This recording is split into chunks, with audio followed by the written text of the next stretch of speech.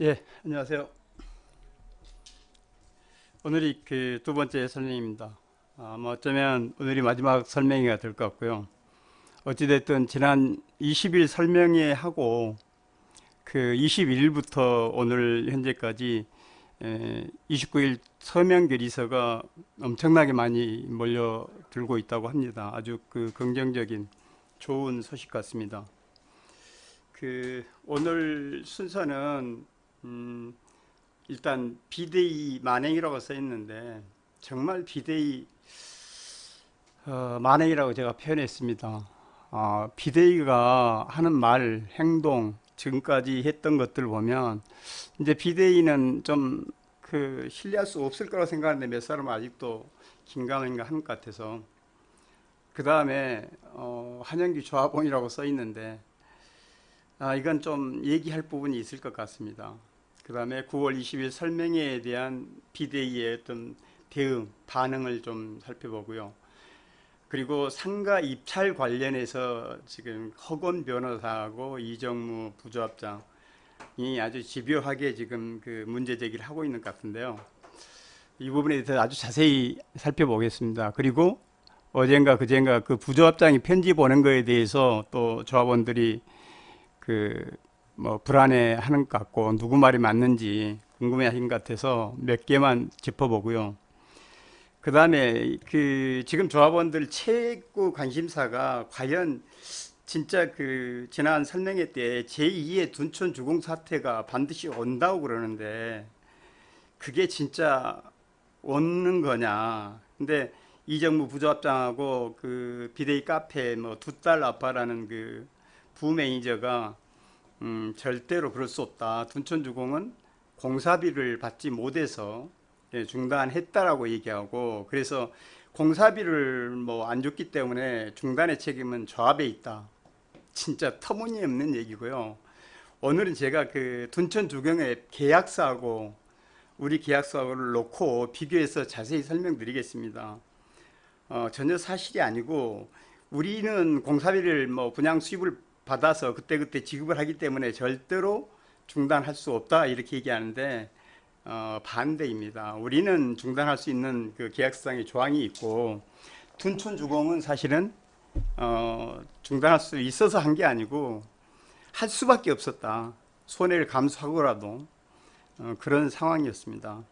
그 부분에 대해서도 자세히 설명이 됩니다. 자, 그러면 본격적으로 시작하겠습니다. 먼저 비대위 하면 크게 3인방이라고 여러분들이 대부분 아실 겁니다. 원정대장 노줄래. 이 조합원 분명히 아닙니다. 근데 조합원보다 더 설지죠. 그 부친이 조합원이고요. 우리 조합원은 아무런 이해관계가 없고 책임도 없는 사람입니다. 그 다음에 그 부친은 그 유명합니다. 우리 3차 옛날부터 34동 주민 3분의 1 이상을 규합해가지고 재건축 반대해서 14년 동안 조합 설립 못하는데 또 결정적으로 발목을 잡았던 분이시고요. 이제는 대를 이어서 그 자식이 지금 이러고 있는 것 같으네요. 그 다음에 PD 수첩을 끌고 들어와서 저를 아주 아작을 내놨죠. 그 후유증이 지금까지 있는데 최소한 내가 2배는 갚아줄 겁니다. 이제는 좀 한가해졌기 때문에. 그 다음에 각종 민원 고소 고발을 주도하죠. 그다음에 두 번째가 비대위 카페 관리자 허건 변호사입니다. 이 양반은 우리 그 2017년 조합원 분양 신청 이후에 승계 조합원으로 매수해서 들어온 중간에 들어온 조합원으로 알고 있습니다. 각종 소송을 주도하죠. 사실상 패소하고 있어서 문제이고 이 양반이 소송해서 내 피 같은 조합의 자금이 나간 게 엄청 많습니다. 그 다음에 이 양반이 그 관리자로 있는 비대위 카페가 온통 명예훼손 범죄에 있던 소굴이고 그 안에서 오늘 내가 이리 설명회를 할 수밖에 없을 정도로 재건축 방해 행위가 심하고 그 다음에 정정당당하게 예를 들어서 그 카페에서도 서로 토론하면 되는데 예를 들어서 저 같은 전문가들은 아예 카페에서 강퇴를 시켜가지고 아니면 자기네들끼리 지지고 볶고 그 난리를 치도록 그렇게 관리를 아주 잘하고 있습니다. 그 다음에 세 번째 부조합장 이정무. 이 양반은 2021년에 조합장이 되기 위해서 대표 조합원이 됐습니다. 그 전까지는 사실 작년까지는 부인 그 유명하신 주영희 씨가 대표 조합원이었고 조합의 대의원이었는데 대의원도 대표 조합원도 사퇴를 하고 이정무 씨가 대표 조합원이 돼서 결국은 부조합장까지 들어왔으니까 성공한 거죠. 구체적으로 비대위가 지금까지 한 만행들을 한번 보면요. 그간의 각종 고소, 고발, 소송만 수십 건 했습니다. 수십 건. 이거를 방어하고 하는데 업무적으로 그 시간을 뺏기고 돈이 들어간 것만도 수억 들어갔습니다. 수억. 그러면서 지금까지 노즐렛이나 비대위 카페나 비대위가 뭐라고 그랬습니까? 작년부터 이번 달에 곧 한영기나 그 김석중 조합장이 꼭 금방 구속될 것처럼 수차례 그렇게 그 거짓말을 했죠. 자, 그런데 여러분 놀라지 마십시오. 구속은커녕 2년 동안에 그 수십 건의 고소, 고발, 소송에서 단 한 건도 진 적이 없고요. 그 다음에 그 고소, 고발 건 같은 경우도 거의 10개 중에 9개 정도, 뭐 90% 정도는 사실상 무죄로 종결이 됐습니다. 무죄로 종결이 됐고, 오직 지금 하나 남은 거는 조합장 불법 대출해서 이것도 정식 기소된 게 아니고 기소 의견으로 검찰에 가 있고 아직 검찰에서 기소도 안 된 겁니다. 그러니까 지금 남아있는 거는 저거 한 건 정도가 남아있다고 보시면 될 정도로 진짜 아무 일 없었어요. 곧 금방 구속될 것처럼 엄청난 불법을 할 것처럼 지난 2년 동안 얼마나 그 조합원 여러분한테 그 선동했습니까? 이게 비대위 집단들입니다. 자, 분명히 말씀드리지만 앞으로도 김석중 조합장이나 한영기는 구속은커녕 아마 벌금형도 없을 겁니다. 대신 요 비대위 몇 사람은 앞으로 죽을 겁니다. 이제 저도 좀 시마포 1차 아크로 리파크 조합이 정식으로 해산이 돼서 시간이 조금 남아서 지금서부터는 정말 받은 거에 딱 2배만 내가 되돌릴 거고, 우리 재건축에 그 해를 끼치고 조합원들한테 정신적, 경제적 고통 준 거 반드시 제가 그 대갚아 줄 겁니다. 그 다음에 이 사람들이 뭐 했나요? 각종 민원, 대한민국에서 가장 악랄하고 유명합니다. 뭐 안 해본 게 없죠. 청와대 국민청원, 감사원 민원, 서울시 민원, 서초구청 민원, 그 다음에 각종 시위는 얼마나 했습니까? 서초구청, 삼성본사, 그 다음에 각종 언론 플레이, 결국은 서울시 아주 강도 높은 합동 점검까지 받았죠. 이렇게 했는데 결론이 나온 게 뭡니까? 조합장 잘렸습니까? 조합장이나 한영기가 구속됐습니까? 그 다음에 업무적으로 대단히 잘못됐다 해가지고 뭐 고발당했습니까? 결과는 지금 2년 지금 지났지만 아무것도 없습니다. 자, 그 다음에 세 번째, 이 사람들이 사실상 조합원들은 사기쳐서 작년부터 지금까지 2억 이상 성금을 모금했죠. 근데 저 놀랐습니다. 조합원 몇 사람이 저한테 문자 오고 전화 오는데 그간 성금 사용처를 한 푼도 보고하지 단 한 번도 안 했다고 합니다. 그러면 이 몇 사람이 지금 마음대로 한 2억을 썼다라는 건데 진짜 대단합니다. 이 사람들 정말로 겁대가리 상실한 것 같습니다. 자기들이 저짓 하니까 조합이 함부로 하는 걸로 지금 생각하는 것 같고 조합한테 떠넘기는 것 같은데 저건 문제 삼을 겁니다. 제가 그 조합원들 한테 제가라도 고발해서 반드시 어떤 놈이 어떻게 마음대로 썼는지를 파헤치겠다고 약속했기 때문에 제가 고발할 겁니다. 자, 이정무 부조합장이 금년에 자기가 부조합장 되면서 7천만 원을 원정대에다 주고 왔다고 분명히 본인 입으로 있습니다. 지금 얼마나 됐습니까? 몇 개월 안 됐죠. 근데 몇 개월 사이에 비대위가 어떤 활동이 하나도 없었습니다. 근데 그 7천만 원이 하나도 없답니다. 그러니까 이번에 이정무 씨가 발의한 총회를 열 수가 없으니까 조합한테 3억을 선지급을 하라고 얘기합니다. 도대체 금년 지금 몇 개월 동안 7천만 원을 원정대 누가 이거 다 써버린 거죠? 그리고 이번에 그 9월 달에 또 성금 모금했죠. 그래서 한 200명 이상이 낸 걸로 지금 돼 있습니다. 이번에 성금 낸 거는 9월 달에 아주 대대적으로 신문에 광고를 하겠다 이렇게 성금을 모금했어요. 근데 아직까지 신문 광고 하지 않고 있습니다. 정말 누구 하나 죽을 겁니다. 진짜 구역질 나는 내로남불입니다. 구역질 납니다. 비대위는 진짜 조합장 임원들을 해임하기 위해서 해임총회 발의해가지고 1년 동안 무슨 짓을 했습니까? 이건 정관에 있고 도정법에 있습니다. 잘못하면 해임하게 돼 있습니다. 그런데 부조합장님 해임총회에 대해서 진짜 난리 부르스를 치고 있습니다. 각종 민원 난리 내고 있고 용산 대통령실 앞에 가가지고 집회를 하고 언론 프레이하고 아주 발악을 하고 있습니다. 이걸 핑계로 또 성금 모금을 지금 하고 있죠. 이렇게 성금 모아서 누군가는 지금 잘 쓰고 있을 겁니다. 죽는 줄 모르고. 이런 사람들한테 성금을 지금도 이번에도 한 200명 낸 거 보면 참 돈이 많아서 그런지 대단한 것 같습니다. 진짜 배은망덕한 집단입니다. 배은망덕.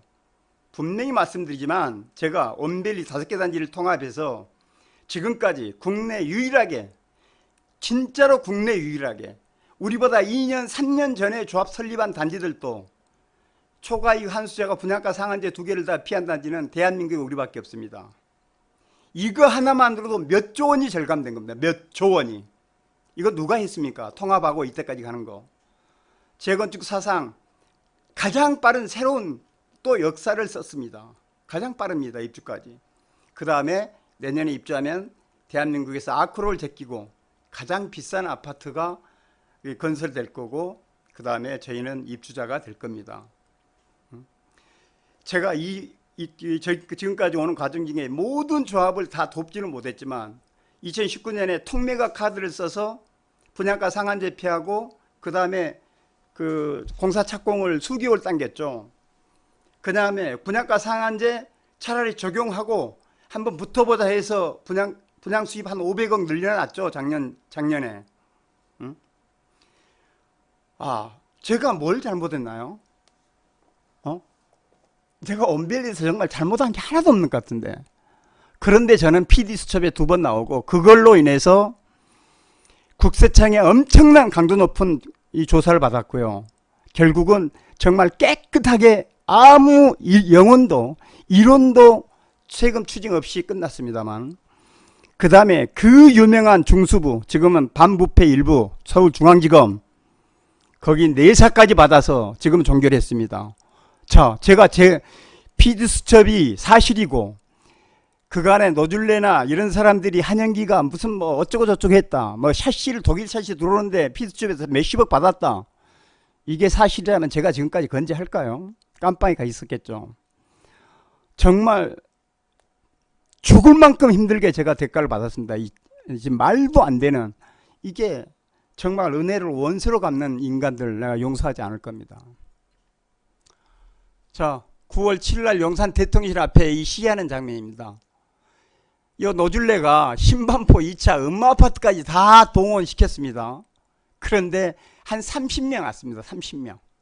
여기 보시다시피 진짜 창피한 줄 알고 쪽팔린 줄 알아야 되는데 이 짓을 도대체 언제까지 한 건지. 아니 부조합장 해임 총회는 조합원들이 판단하는 건데 법에 있는 거고 정관에 있는 건데 이 짓을 해요. 이 짓을. 그 유명하신 노줄레 선생님, 응? 우리 조합원도 아닌데 참 열심히십니다. 이거 보세요. 이게 22일이면 어제 그제 또 신문에 나왔어요. 조합원 총회에서 취임 못 받았을 때 1400 공사비 증액 또 대립. 이 엄청난 언론 플레이, 엄청난 민원. 우리 재건축은 아예 뒷자입니다. 우리 온밸리는 아주 그냥 이 걸레가 되도록 난장판을 만들어 놓고 어떻게든 부조합장 자리 지키기 위해서 어떻게든 김석경 조합장 몰아내고 조합을 장악하기 위해서 이 난리를 피우고 있는 게 이 비대위 집단들이에요. 자, 제가 지난 설명회 끝나고 한 그 2시간 정도 있다가 조합원한테 문자 받은 겁니다. 이거 보시면 처음에 부조합장과 비대위 말을 믿고 그 당시 믿고 창호 크기 등 기대로 후원금도 소액 낸 적이 있습니다. 그들이 받은 후원금 내역도 공개하라고 해야 됩니다. 계속 어영부영 카페니 부조합장이니 받은 후원금 내역 쓰임 엉망일 겁니다. 이렇게 문자를 보내왔고 쭉 쓰다가 조합장님 막아주세요. 입주 날짜 맞춰 아이 학교로 근처 비싼 옷에 사는 조합원 너무 많습니다. 답답합니다. 제발 그들 막아주세요. 이분이 누군지는 잘 모르겠습니다. 제가 확인도 안 했고. 그런데 과거에 비대위에 그 동참해서 이 성금까지 내고 상당히 열성적으로 했던 분인 것 같은데 20일 날 설명회 듣고 한 시간 있다가 저한테 이렇게 문자를 보냈습니다. 이런 분들이 지금 몇 분 계십니다. 돌아선 분들이. 반드시 제가 이 성금 부분은 제가 직접 당사자가 아니기 때문에 고소는 안 되고 고발을 해서 반드시 밝혀내겠습니다. 자, 이 오직 조합장하고 집행부 장악을 위해서 PD 수첩을 끌고 왔습니다. 비대위가. 저에 대해서 타워페리스 현장 소장을 사칭했다는 등 온갖 거짓 선동으로 2년 동안 지금도 명예훼손 범죄를 자행하고 있습니다. 심지어는 정말 어이가 없지만 이정무 조합장은 대단한 전문가고 저는 진짜 아무것도 아니랍니다. 이건 엄청난 저한테 모욕이고 자존심 상한 일이고 명예훼손입니다. 법원에서 받은 개인정보에 대해서 이 노줄레는 법원에서 받은 개인정보를 공개하겠다고 오늘 공개한다고 합니다. 이거는 제 개인정보입니다. 법원에서 이런 게 함부로 공개도 된다라고 이렇게 준 거 아니거든요. 제가 법원에도 진짜로 제 개인정보에 대해서는 공개하지 말라고 법원에다 소장에도 내 있는 상태인데 정말 무모한 행위를 지금 계속하고 있는 것 같습니다. 한영기 지가 뭔데 원베일리 공사 협상을 돕느냐라고 비아냥거리고 난리 부르스 치고 있죠. 글쎄요. 아마 저만큼 이 시공사들이 우리 조합에서 저만큼 무서워하는 사람 없을 것 같은데 제가 협상을 해도 제일 경험자고 잘할 것 같은데 너 빠지랍니다. 그 다음에 전하 김석중 조합장은 옛날로 치면 진짜 아들뻘입니다. 노줄레는. 근데 김석준 조합장이나 저에게 김석중이가 한영기가 등 반말 막말 이런 노줄레가 대장으로 있는 비대입니다. 지금도 이 비대에 믿고 따르신 분들 이제 나오십시오. 자, 노줄레에 대한 대응이 지금 제가 손해배상 소송을 진행하고 있습니다. 5천만 원 일단 배상하라고 그러고 계속 1억 5천으로 높여 나갈 겁니다.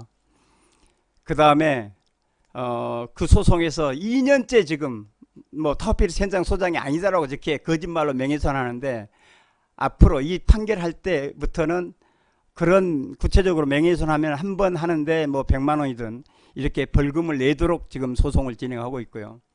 그 다음에 명예훼손죄에 대해서 고소는 지금 노줄레가 왜 고소를 안 하느냐 못 하느냐라고 지금 계속 얘기하는 것 같은데 못 하는 게 아니고 분명히 기다리고 있는 겁니다. 왜냐 손해배상 소송에서 확실히 이 명예훼손 범죄에 대해서 확정을 받아놓고 소송을 고소를 하기 위해서 지금 기다리고 있는데 지금 제발 고소 좀 해달라고 고사를 지내고 있어서 지금서부터 서서히 한 건 한 건씩 이제 고소를 들어갈 예정입니다. 지금 시간도 있고 해서 이 노줄레 씨 최소한 별 몇 개는 내가 반드시 영광스럽게 달게 해줄 겁니다.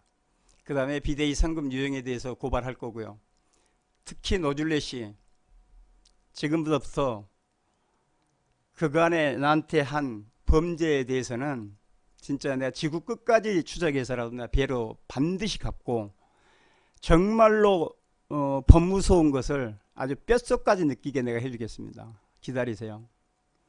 자, 지금도 조합원들은 제가 설명회 때 20일날 그렇게 자세히 설명했건만은 이정무 부조합장이 편지 보내고 뭐 비대위 카페에서 아니 둔촌 주공하고 우리하고 사례가 다르다 뭐다 이래가지고 또 나한테 전화 오고 막 걱정이 돼가지고 이렇게 하시는 분들이 많고요. 그래서 아직도 이렇게 저에 대한 신뢰가 부족한 것 같다. 이 노줄레가 얘기한 대로 진짜 쟤는 뭐 전문가도 아니고 아무것도 아니다라고 생각하시는 건지. 그래서 진짜 이건 제 자랑이 아니고 이 신뢰는 대단히 중요합니다. 앞으로도 내가 문자를 보내는 거하고 이정무 부조합장이 문자 보내면 누구 말을 믿느냐에 따라서 완전히 재건축 판도가 달라집니다. 그래서 제가 좀 소개를 하겠습니다. 지금까지 제가 6년 동안 50개 단지를 한 70여 개 설명회, 이런 설명회, 지금은 이제 비대면 하지만 500명, 1000명씩 모아놓고 설명회를 70여 회 했습니다.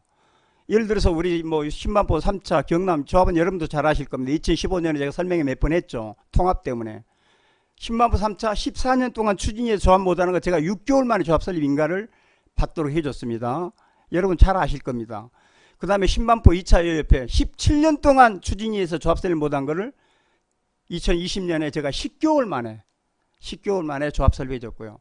그 다음에 압구정 1구역, 압구정 2구역 조합 설립 2020년에 연말까지 조합 설립 인가를 받도록 했고, 방배 5구역, 반포 주공 3주구 여기는 그 유명한 시공사 계약 해지를 시켜줬고요.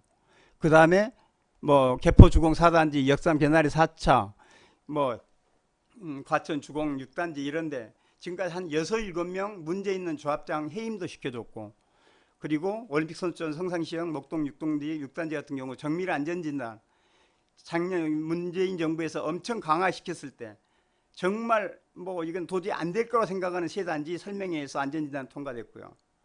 그 다음에 여러분 잘 아시는 우리 10만포 3차, 23차 경남 우정 1, 2차 이거 통합 누가 했죠? 제가 했습니다. 그 다음에 개포 1차, 경남, 우성 이 세 개 단지 지금 그 통합 성공시켜드렸고요. 이렇게 대한민국에 정말 내놓으라는 단지들 저한테 도움 안 받는 단지 없습니다. 요즘은 노줄레 덕분에 이 PD 수첩 2번이나 나가면서 이제는 뭐 부산이고 어디고 지금 전국에서 KTX 타고 저를 찾아오고 있는 실정입니다. 저 분명히 대우하고 삼성에서 21년 근무했고 도우펠리스 3차 현장 소장 맞습니다. 그 다음에 재건축 종합 컨설팅사 부사장으로 4년 경험이 있고요. 재건축이 임원 3회, 조합장 2회, 감사 기술 임원을 해서 그래서 이렇게 재건축에 관련된 모든 경력을 가지고 있는 사람은 대한민국에 아마 분명히 저밖에는 없을 겁니다. 제가 한참 재건축하던 2013년부터 17년까지 재건축에 관련된 모든 상은 사실상 독식했습니다. 재건축 관련 신기록은 거의 제가 대다수 다 갈아치웠습니다. 최단 기간 입주, 그 다음에 우리 지금 이 온벨리도 조합 설립부터 입주까지 그 7년 10개월인데 이것도 거의 진짜 획기적인 최단 기간입니다. 보통 15년, 20년, 20 몇 년 걸리죠. 최고 분양가 10만포 1차에 세웠고 그 다음에 온벨리에서 또 세웠죠.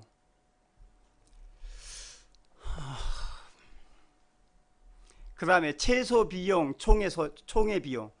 자, 10만포 2차가 조합원 1682명인데 총회 1회에 1100만원, 총 4번 총회하는데 4500만원으로 제가 했습니다. 그런데 우리 그 이정무 그 부조합장은 총회하는데 3억 내놓으랍니다. 자, 여러분 아시겠지만 과거에 정규 뉴스 방송, 그 다음에 방송사 부동산 토론회 패널로 참가하고 조선 매경 일강지 기사 뭐 최다 게재되고 뭐 이런 것들 일일이 다 나열할 수 없을 정도로 언론에 많이 노출됐죠. 이거 보시겠습니다. 이 지코노비 TV 잘 아실 겁니다. 이게 한국경제신문의 유튜브입니다. 부동산. 여기 아무나 볼립니까? 저 여러 번 나갔습니다. 패널로도 그 다음에 강사로도. KBS 유튜브입니다. 머니올라 여기도 몇 차례 나갔습니다. 그 다음에 매일경제신문 매부리 TV입니다. 유튜브. 이런데 이정무 씨나 이런 사람 불러주나요? 이거 전문가 아닌 사람을 이렇게 대한민국에 저밖에 없습니다. 이런 데 불려다니는 재건축에서는. 이게 기사들입니다. 인터넷 검색에 한영기 조합장 검색해 보면 뉴스가 한 350개 뜹니다. 대한민국 재건축 조합장 350개 이렇게 뉴스 나오는 조합장 있으면 들어보세요. 옛날에 제가 이걸 통합할 때 2015년 1월 달에 아파트를 샀더니 매일경제에서 이렇게 크게 매일 공개해서 신문에 나왔습니다. 강남 재건축 황제 신의 한 수 될까? 대박난 아크로 리버파크 조합장 재건축 아파트 매입 왜? 이 논지가 뭐냐면 한영기 조합장이 재건축 황제가 여기 샀으면 여기도 곧 재건축이 될 거다. 그리고 통합할 거다. 벌써 여기 신문에 나왔고 그렇게 됐어요. 스타 조합장 모셔라. 전부 다 제 얘기입니다. 재건축 스타 조합장. 이거 제가 저 스스로 재건축 신이라고 했습니까? 제 스스로 스타 조합장이라고 했습니까? 언론들이 해주고 재건축 업계에서 불러주는 겁니다. 다른 거 다 필요 없어요. 지금 우리 가까이에 있는 우리 온벨리만 한번 생각해 보자고요. 10만포 3차 14년째 이 조합 설립 못했어요. 경남 7년째 못했어요. 이걸 누가 해줬죠? 그 다음에 23차 준비였어요. 우정 SL 1차는 2003년에 입주했기 때문에 2015년에 입주한 지 12년밖에 안 됐기 때문에 이건 재건축 될 수가 없는 단지입니다. 자, 그런데 이걸 누가 통합시켰죠?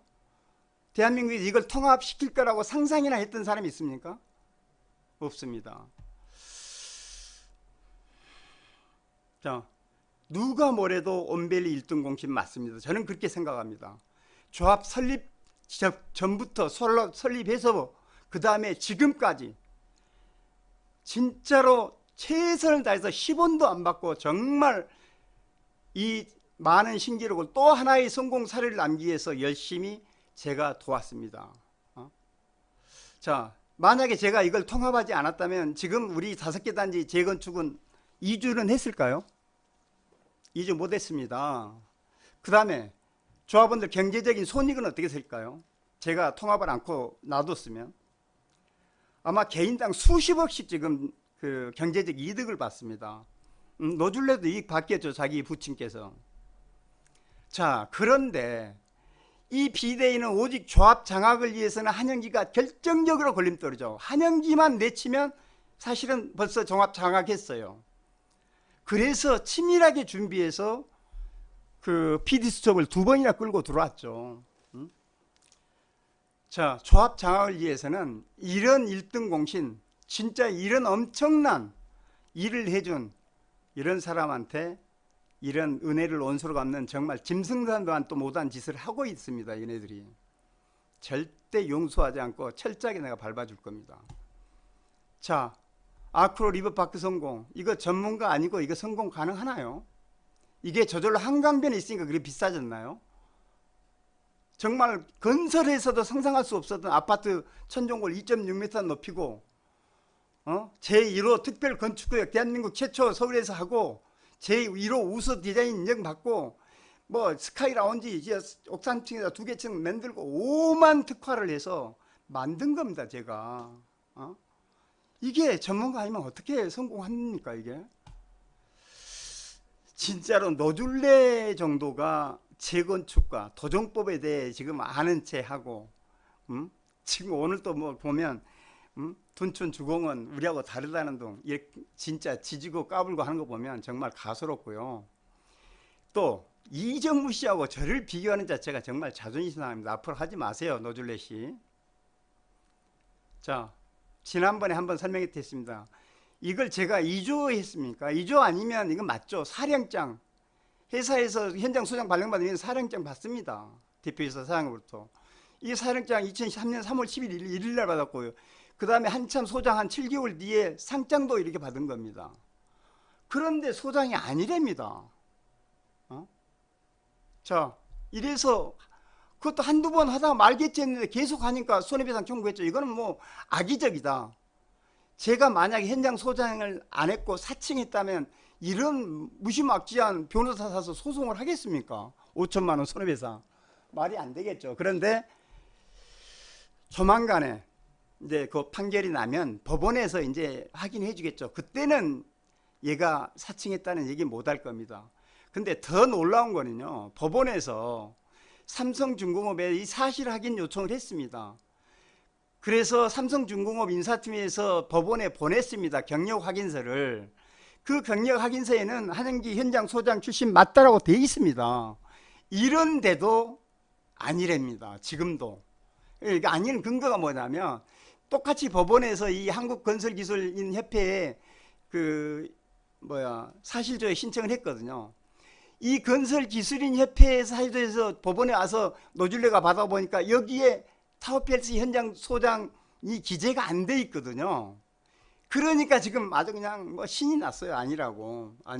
그런데 노줄레 씨, 내가 다시 얘기해 줄게요. 그 건설협회에 이렇게 신고하는 거는 의무사항이 아니고 본인이 알아서 신고해야 됩니다. 회사의 어떤 그 확인을 받아서. 그런데 이정무 씨처럼 예를 들어서 이 건설회사를 퇴직하고 한 65세, 70세, 80세까지, 75세까지 감리나 이런 걸 하려면 이런 기술인협회에 등록을 하고 그 건설 경력을 관리를 해야 돼요. 그런데 저 같은 경우는 2004년에 퇴사하면서 두 번 다시 내가 무슨 감리할 것도 아니고 그래서 저는 마지막 이 현장 요 부분 제가 설비팀장으로 거기 있었는데 이때까지는 건설인협회에 등록이 돼 있어요. 근데 2003년 3월 1일 현장 소장 된 이후로는 요 등록을 제가 안 했죠. 신고를. 그러니까 거기는 기재 안 돼 있어요. 근데 예를 들어서 내가 의사인데 서울시 의사협회에 내가 등록을 안 했어. 가입을 안 했어. 그러면 제가 의사 아닌가요? 그리고 서울에서 의사 못 하나요? 예를 들어서 변호사가 대한변호사협회에 등록을 안 했어. 그럼 변호사 아닌가요? 이거하고 똑같습니다.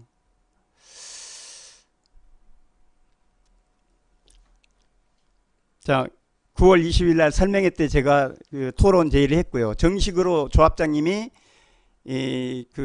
이정무 부조합장하고 허건 조합원한테 이렇게 22일부터 24일 사이에 당신네들이 날짜를 정하고 시간을 정해라. 참석 대상은 이렇게 4명이 하자.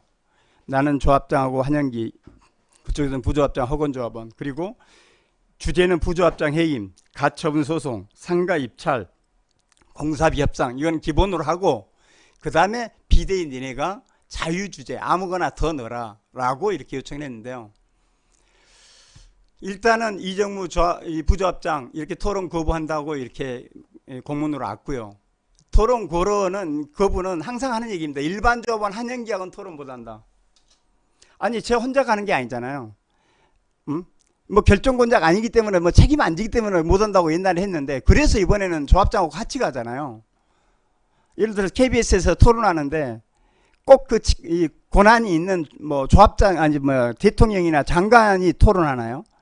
전문가들이 패널로 나가지고 토론하지. 어찌됐든 이렇게 거부했어요. 그 다음에 허건 조합원도 거론했는데요. 내 진짜 어이가 없는데 한번 보십시오. 허건 조합원이 뭐라고 그랬냐면 거부했냐면 저는 토론에 참가하는 인원은 상가 통매각 안건에 대해 실질적으로 검토하고 의사결정한 한 분으로 한정하였으면 한다. 그 이유를 설명드리면 이렇게 쭉 써서 한영기 같은 경우는 뭐 이렇게 책임도 안 지고 어쩌고 저쩌고 이러세요. 한영기 조합원은 뭐 실질적으로 만든 일을 자처하면서 고문직함을 달고 뭐 어쩌고 저쩌고 이렇게 하면서 한영기는 안 돼 이런 겁니다. 따라서 저는 여기서 허건 변호사는 상가 토맹학 안건 관련 자료를 수령하고 해당 안건을 검토하고 최종적으로 의사결정한 한 명만 토론에 참여했으면 한다. 아무것도 모르고 아무 자료도 없는 분이나 이거는 지금 김석중 조합장을 지칭하는 겁니다. 김석중 조합장이 상가 관련 자료가 없다고 정보개혁 정부 때 안 주니까 이런 얘기가 한 것 같고요. 책임지고 한 결정이라고 당당히 밝힐 수 없는 분과 하는 토론은 그야말로 시간 낭비다. 그래서 우선은 기약해서 9월 23일 오후 2시까지 기약해서 조합장 당신이 김석중 조합장이 23일 오후 2시까지 상가 통매가 안건을 실질적으로 의사결정한 자로서 본 토론에 참여하실 한 분을 저에게 알려주실 것을 요청합니다. 그리고 원활한 토론회를 위하여 상가 매각과 관련하여 해당 참여자가 어쩌고저쩌고 하는데 이건 뭐냐면 제가 제안하고 우리 김석경 조합장이 제안한 이 4명 하는 거는 분명히 허건 변호사가 거부했습니다. 물론 오늘 토론회는 허건 변호사가 바뀌었지만 부인이 어떤 출산을 하고 병원에 있어서 못 오는 거는 다 저도 알고 있었어요. 근데 다음에 하더라도 이 4사람은 않겠다라고 분명히 거부한 겁니다. 제가 읽어드렸듯이. 그리고 이 주제도 지금 중요한 게 부조합장 해임, 가처분, 허건 조합원 변호사가 낸 가처분 소송, 상가 입찰 관련, 공사비 협상 관련 이게 진짜로 중요한 건데 이거 싹 빼버리고 상가 매각에 대해서만 사실상 노영창 이사하고만 둘이 하겠다 이런 거거든요. 응? 노영창 이사하고만 하겠다. 그러니까 우리 거부한 거죠. 오늘 토론은 자기가 시간이 있어도 사실은 너네들하고는 안 해라고 거부한 거죠. 그래서 제가 어제 문자를 날렸거든요. 비대위하고 토론은 무산됐다. 그건 무산됐는데 그 과거에도 계속 몇 차례 제가 토론 제의를 했는데 여기서 비대위에서 거절을 했죠. 한 번도 응하지 않았죠. 근데 내가 볼 때는 이번에도 마찬가지고 응할 수가 없어요. 왜냐?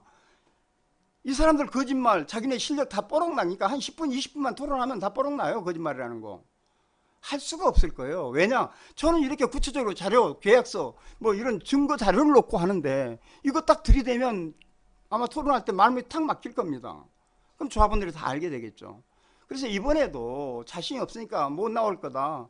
아마 그 토론 거부했을 거다라고 했더니 허건 변호사가 어제 오전에 글을 이렇게 올렸습니다. 한영기 조합원은 사람으로서 최소한의 A를 갖추기 바랍니다. 한영기 조합원, 사람이 면제되길 바랍니다. 허건 씨가 제가 알기로는 30대 중반 정도 알고 있습니다. 그야말로 내 아들뻘 정도 되는 애입니다. 예. 예? 한영기 조합원, 먼저 사람이 되길 바랍니다. 거짓으로 점철된 인생을 살고 있는 한영기 조합원이 측은하게 느껴집니다. 명색이 변호사입니다. 그런데 소송마다 판판이 깨졌죠. 조합한테 엄청난 손실을 끼쳤죠. 이 소송 고소해서. 그 다음에 이번 가처분 소송 허건인가 냈지만 제가 볼 때는 패소 확실합니다. 반드시 조합이 이길 겁니다. 그리고 이번에 부조합장 허건 씨가 이렇게 아무리 난리를 쳐도 부조합장 해임은 거의 확정적입니다. 이거를 노줄레나 허건 씨도 잘할 겁니다. 내가 볼 때는 이 허건 씨가 완전히 이성을 상실해버린 것 같습니다. 그렇지 않고서야 지 아버지 뻘 되는 사람한테 이 짓을 해놓고 대래 자기가 고소를 했다고 합니다. 저를 어제 문자 보낸 게, 여러분 조합원 여러분, 제 문자 다시 한번 보십시오. 제가 허건한테 이런 대접을 받을 정도 제가 허건을 욕했는지, 명예훼손했는지, 거짓말했는지. 그런데 제 인생 전체가 거짓으로 점철된 인생이랍니다. 허건 씨, 이성을 찾으세요. 이성을. 자, 분명히 했지만 지금까지 수없이 비대위한테 제가 토론을 제의했습니다. 그러나 매번 어찌됐든 우연인지 아닌지 모르지만 허건 씨도 매번 이유가 있어서 토론 못했죠. 토론 못했으면 그날 어떤 선약이 있으면 다음에라 하자고 그랬는데 한 번도 응한 적 없어요. 역시 이번도 마찬가지죠. 자, 이렇게 토론 한번 못하는 비대위를 믿는다는 게 전 정말 상상이 안 됩니다. 자, 그런데 이번만큼은 제가 워낙 그 관련 근거를 대고 20일에 설명해서 그런지 몰라도, 자, 이번 설명했는데 이게 4일 동안 올라온 글이 이거밖에 없어요. 이거. 근데 이번 설명에서 반박하는 거는 딱 요거 이정무 씨 이거 하나예요. 사실상 비슷한 거고, 이정무 글을 갖다가 받아 쓴 거고, 나머지는 거의 설명회를 반박한 자는 거의 하나도 없습니다. 자, 이건 뭐냐면 이번만큼은 사실은 반박할 수가 없을 거예요. 그러니까 총회 토론도 못 할 거고.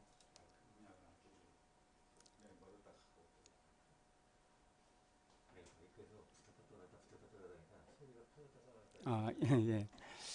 자, 그 다음에 제가 신기한 거 하나 봤습니다. 120동 스카이 라운지에 대해서 원벨님이 이 설명회 끝나고 쓰신 글인데, 설명회 중에 쓰셨습니다. 보니까 6시 24분이면. 자, 방금 유튜브를 들어보니 121동의 스카이 라운지 엘리베이터 설치가 불가능하며 121동 주민 100% 동의가 필요하다는데 맞는 건지요? 라고 질문했어요. 비대위 카페에다. 이게 맞다 틀다 옛날 같은 누군가가 엄청 맞습니다, 틀립니다, 한영기가 사기쳤습니다 라고 댓글을 달아야 되거든요. 당연히 허건 최소한, 그 다음에 노줄레, 그 다음에 이정무 부조합장은 이 댓글을 달아줘야죠. 특히 이정무 부조합장. 아무도 댓글을 지금까지도 못 달아요. 4일 지났는데. 근데 하나, 이 제이현 김, 이 사람이 여잔지 남잔지 잘 모르겠는데요. 대한민국에서 가장 멍청한 인간이 뭔지 아십니까? 제가 몇 번 설명해서 얘기했는데, 그냥 막연하게 재건축해서 다른 어떤 조합은 야 부담금이 0원인데 34평 가는데 우리 조합은 왜 2억 내라고 그래? 나쁜 놈아. 이렇게 막연하게 무조건 비교하는 건 정말 멍청한 짓이라고 그랬는데, 얘가 아주 멍청한 짓을 해요. 이렇게 용산 레미안 더 센트럴은 A동 B동이 있는데 그 연결 브릿지, 그 20층에 연결 브릿지가 있는데 정상적인 스카이 라운지가 2층에 있답니다. 카페도 있고 소파, 휴식 공간이 있대요. 여기에. 자, 여기는 왜 있어야 있는지를 이 양반은 모르죠. 그러니까 여기는 허가가 되고 가능하다라는 걸 얘는 모르는 거예요. 제이현 씨, 똑바로 들으세요.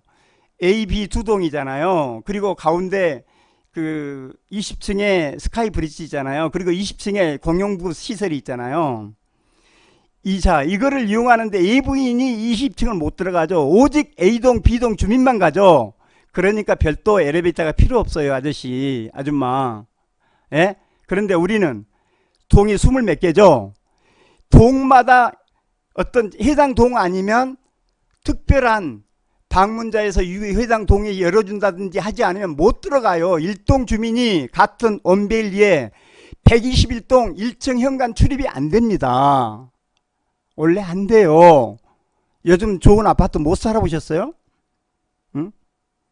자, 그런데 어떻게 별도 엘리베이터 없이 그러면 모든 단지 3,000세대 한 10,000명의 그 조합원들이 그 해당동 121동 스카이라운지 가기 위해서 그 주민들하고 얽히고 섞고 매번 그 엘리베이터를 오르락 내리락 하면 그 해당동 121동 어떻게 돼요? 그리고 우리는 또 다른 조건이 하나가 있는 게요. 우리는 부대 시설을 그 예부에 개방을 해야 됩니다. 그런데 지하에 있는 거는 개방을 안 하죠. 예를 들어서 뭐 휘트니스 센터나 사우나 이런 거. 왜 지하는 개방 안 하는 줄 아세요? 자, 예부인이 지하로 진입을 할 수가 없기 때문이에요. 예부한테 개방을 해야 되려면 예부인한테 우리 출입 카드를 줘야 되잖아요. 지하에다 어떻게 지하 예를 들어서 뭐 램프 차 들어가는 길 외에는 어디로든 지하를 못 내려가요. 다 카드, 입주민 카드가 있어야 돼요. 자, 그런데 그래서 지하는 지금 개방을 않고 지상에 있는 대부분의 시설들은 개방을 해야 돼요. 예부에. 예? 그러니까 우리 저 아크로 리버파크나 여기 같은 경우도 다 예부에 있는 개방 시설들은 별도로 엘리베이터가 있답니다. 그리고 여기 121동에다도 저 스카이라운지 별도를 설치하면 여기도 1층으로 예부인이 바로 별도 엘리베이터 있으면 바로 진입해서 엘리베이터 타고 그 34층까지 스카이라운지까지 바로 갈 수 있기 때문에 별도로 있어야 돼요. 앞으로 제이현 씨 이런 걸 함부로 쓰지 마세요. 오죽했으면 이정무 씨가 이 댓글 못 달겠어요. 응? 결론입니다. 작년에 노즐레 부조합장 등이 유튜브를 통해서 아주 제가 설명이 한번 하면 난리 부르스를 쳤죠. 말이 되든 안 되든 아주 반박하고 시덕거리고.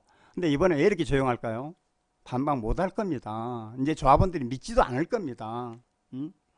자, 그럼 반박도 못하고 토론도 거부하고 이 토론 못한 거는 워낙 자기네들 사기쳤으니까 이게 금방 뽀록나니까 토론을 못해요. 그리고 반박도 못해요. 이런 비대위 앞으로 비대위가 뭐 편지를 보내든 문자를 보내든 아예 찢어버리세요. 보지 말고. 자, 그런데 이정무 부조합장이 반론을 했습니다. 자, 아주 중요한 내용.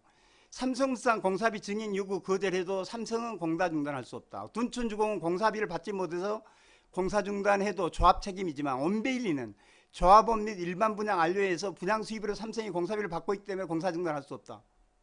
소설을 써요. 소설을. 내가 지난 3일에 그렇게 설명했는데 공사 중단이라는 게 이렇게 말로 할 수 있는 게 아니고 오직 계약서에 있어야 되죠. 계약서에 있습니다. 공사 중단은 어떤 때 해야라. 그런데 계약서 아무리 뒤져보세요. 공사비를 제때 못 받아서 공사 중단할 수 있는 권한을 주어진 계약서는 대한민국 재건축조합에 단 한 군데도 없습니다. 공사비 늦어진 것에 대해서는. 두 번째, 삼성이 공사를 지연시키면 계약상 손해배상 3% 336억 외에 또 손해배상 청구하면 추가로 배상을 받을 수 있다.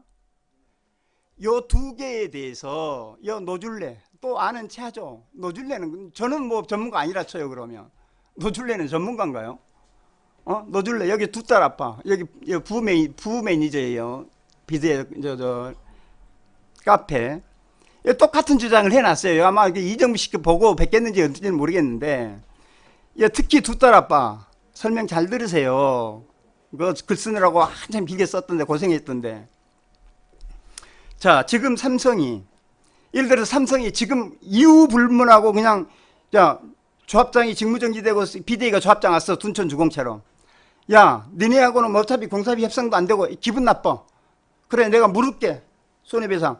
자, 우리 해지하자. 그리고 나는 공사 중단했어. 그리고 내가 투자한 건 우리 이제 정산하고 끝내자. 그리고 손 들어버렸어요. 손 들었습니다. 자, 분명히 삼성이 잘못한 거죠. 그러면 우리는 어떻게 할 건데요? 이거를 몇 년 동안 손해배상 청구 소송할 겁니까? 공사 중단시켜놓고. 그 다음에 우리는 새로운 현대건설이나 다른 데 데려다가 이 공사 시킬 수 있습니까? 기간 안에? 불가능하죠. 둔천주공도 SH공사, LH공사까지 불러서 공사를 시킬 생각을 했었어요. 그거는 불가능합니다. 설령 삼성이 잘못했다 치더라도 삼성이 딱 공사 중단하는 순간 결국은 어떻게 되냐면 둔천주공처럼 네가 원하는 거 다 줄게. 2,500억 그래 알았어.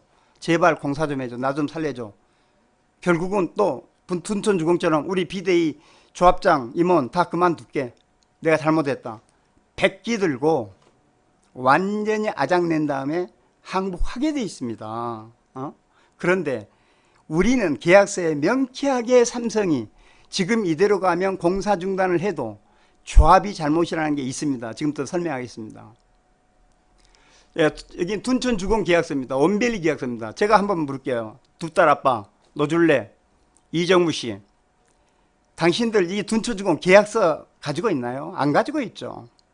세상에 이런 거를 원하는데 계약서를 하나 안 들여다보고 둔천주공이 어떻다 얘기하는 거, 조합원 여러분 이거 어떻게 생각하십니까?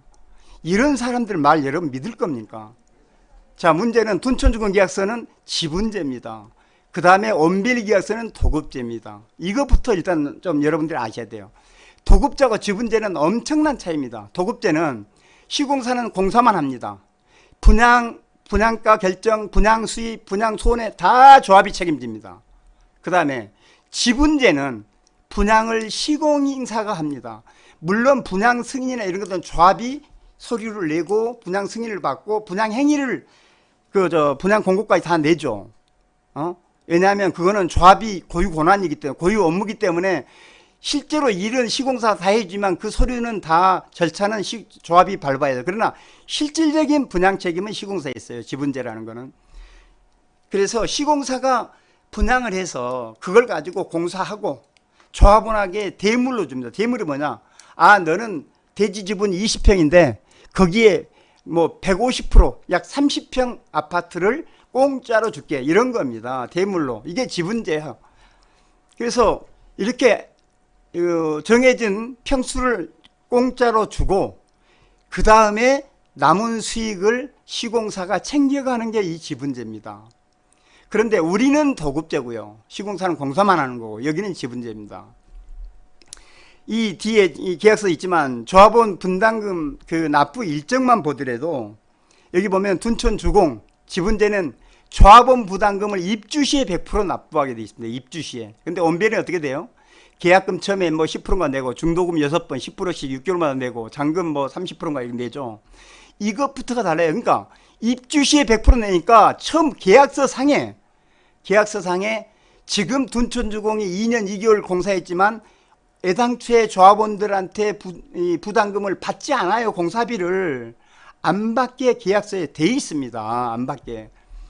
자, 여기 공사 범위 20일 날 제가 설명했죠. 둔천주공 계약서 보면 여기 한번 보면 자, 관할 지방자치단체장이 최종 인가한 변경인가 포함해서 주택정비사업 시행계획의 최종 변경 뭐 10번을 했던 최종 인가한 그 인가상의 아파트 및 부대복리시설을 첨부의 공사비 포함 항목 공사비로 한다.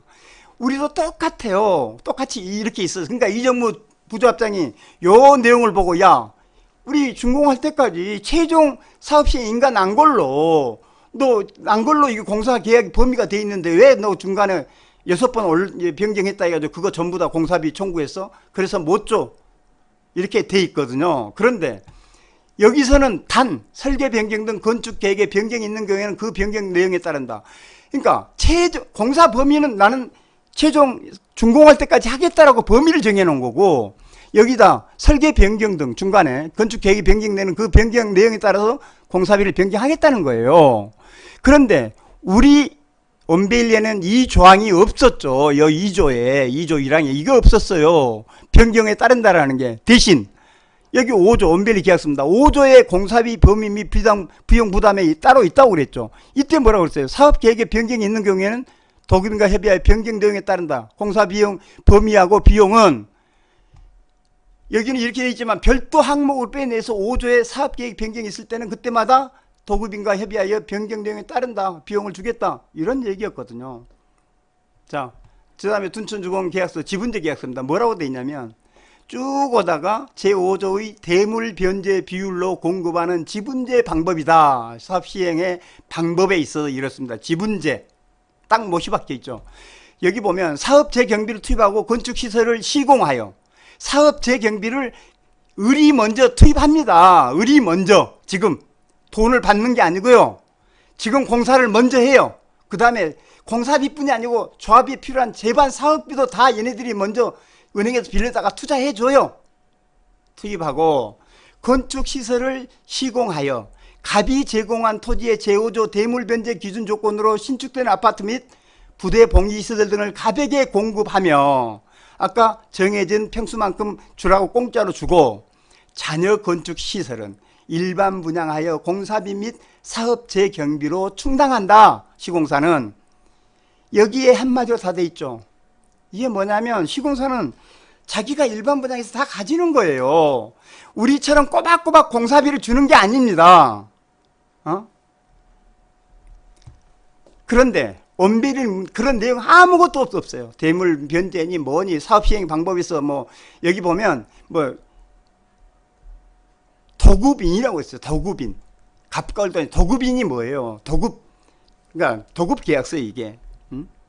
수급인은 이제 그 삼성이 되는데 어디를 봐도 지금 지분제니 그 다음에 뭐 우리가 시공사가 뭐 사업 경비를 다 끌어다가 일단 다 투자하고 아파트도 짓고 그 다음에 분양해서 이 아파트 조합원들한테 뭐 몇 평씩 다 무상으로 주고 남은 거를 우리가 챙겨간다. 이런 조항 어디에도 없어요. 이게 도급제입니다. 자, 조합원 분양 한번 볼까요? 이게 그 둔촌주공입니다. 여기 보시면 중도금 없이 입주 시 100% 납부하기로 한다. 조합원 분담금의 납부 시점 및 납부 방법 등은 이렇게 입주할 때 100%. 그러니까 지금 공사를 뭐 2년 했지만 조합원이 추가 부담금 내가지고 지금 공사비로 안 줘도 되게 계약서 이렇게 돼 있다는 겁니다. 둔촌주공은. 그 다음 원베일리 계약서는 어떻게 돼 있어요? 조합원 분담금 납부 일정이 딱 이렇게 돼 있어요. 계약하면 2020년에 계약한과 동시에 10% 내고 나머지 6번씩 6개월마다 내고 그 다음에 잔금 내고 이걸로 지금 매번 공사비 준다는 거거든요. 줘요. 이정무 그 부자합당 얘기했어요. 이렇게 주니까 우리는 공사 중단 안 해도 되고 저기는 공사 중단해야 된다? 아니 계약서에 저기는 중도금 이렇게 안 내게 돼 있다니까요. 자, 그 다음에 일반 분양 한번 볼까요? 둔촌주공계약서입니다. 분양 시기, 분양 금액, 분양 방법, 분양 절차 등은 주택 공급에 관한 규칙에 따른다. 이렇게 돼 있어요. 근데 우리는 어떻게 됐어요? 착공 신고일로부터 30일 이내에 분양 아파트에 대한 분양 승인을 받아야 된다. 그리고 어디 조항에 보면 반드시 해당 일까지 분양하여야 한다고 돼 있어요. 그러니까 원베일리 같은 경우는 분양 일정을 딱 이렇게 못을 박아버렸어요. 넌 착공 신고하고 바로 분양해야 돼. 그러니까 그래서 우리가 분양 대금을 가지고 공사비로 충당해야 되니까 이렇게 못을 박아놨어요. 이게 도급제예요. 근데 얘네들은 어떻게 돼 있어요? 분양 방법, 분양 시기 모든 것들을 주택 공급에 관한 규칙에 따른다고 돼 있어요. 못 받아 안 받아. 근데 주택 공급에 관한 규칙에 착공하고 30일 내에 착공하고 6개월 안에 이 모두 안 박혀 있어요. 그러니까 분양이 지금 1년 뒤에 하든 2년 뒤에 하든 지금 계약서상에는 네가 분양을 언제까지 해서 분양 수입이 들어와야 된다 이거 없어요. 이거 없다고요. 계약서에.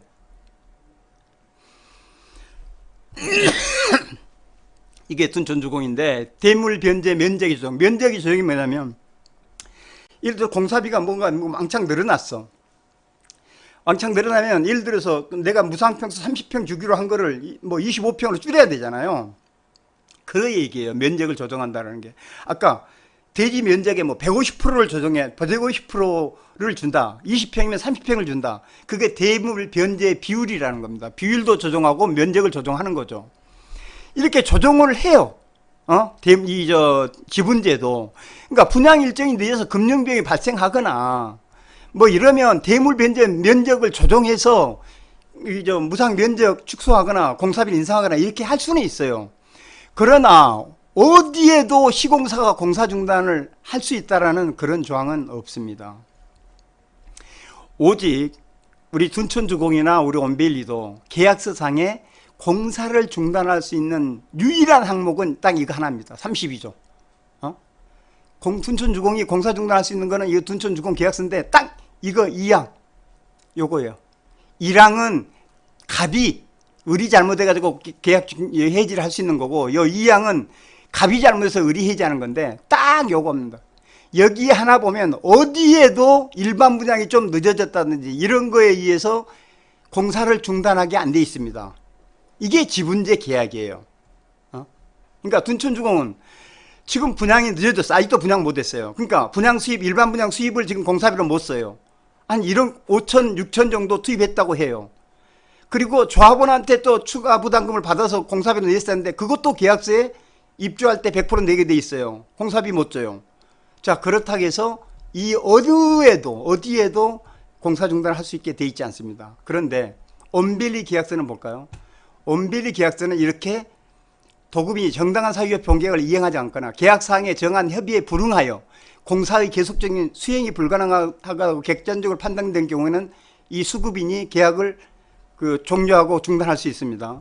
기타 도급인이 계약 조건을 위반하여 약정 목적을 달성할 수 없다고. 예를 들어 계약 조건 위반이 뭐예요? 예를 들어 공사비 조정을 어떻게 하기로 돼 있다. 예를 들어서 설계 변경을 했어. 6번이나. 공사비 2천억 달라고 그래. 근데 아까 이정무 부장처럼 야, 뭔 소리야. 공사비 이 계약서 2조에 보면 최종 사업시행 변경가까지 내가 공사하기로 됐는데 못 줘. 이거는 계약 조건을 위반한 거죠. 그리고 돈을 못 받으면 우리는 약정 공사를 할 수가 없어. 그럼 중단해도 우리가 조합이 잘못한 거예요. 자, 더 결정적인 거는 온밸리 계약서는 이게 지금 둔촌주공 이런 게 없어요. 사업 경비의 대여 및 대여 중지 등이라고 18조가 있습니다. 여기 뭐라면 42조 사항에 따른 추가 부담금 징구를 위한 가처분 변경 총회가 지연 시 수급인은 1개월 내의 기간을 정하여 그 이행을 최고 그 기간이 경과에 이행하지 않을 경우 제반 사업 경비의 대여를 중지할 수 있다라고 온밸리 계약서에는 돼 있어요. 자, 이건 사업 경비를 이때 42조 사항에 따라서 이거 안 해주면 사업 경비를 안 해줘요. 안 줘. 자, 그런데 본조에 의한 대여금 지급 중지에 해당되는 사유가 발생할 경우 본조 요 1항에서 사업 시공사가 사업 경비의 대여를 중단했어. 중단할 사유가 42조 사항에 의해서 중단하면 이거 보세요. 지급 중지에 해당하는 사유가 발생할 경우 수급인은 삼성은 재공사 중단의 조치를 취할 수 있다. 이렇게 공사 중단을 할 수 있는 명쾌하게 계약서에 있다고요. 계약서에. 자, 그러면 42조 사항만 뭔가 이게 위반하면 이제 바로 되는 거죠. 42조 채권 확보예요. 채권 확보. 채권 확보 뭐예요? 나 2,500억 추가로 공사했어. 근데 이건 못 줘? 이건 말이 안 되죠. 그 얘기예요. 사업 경비가 지금 삼성은 늘어났다고 해요. 2,500억. 근데 이정무 부조합장은 10원도 못 준다고 그래.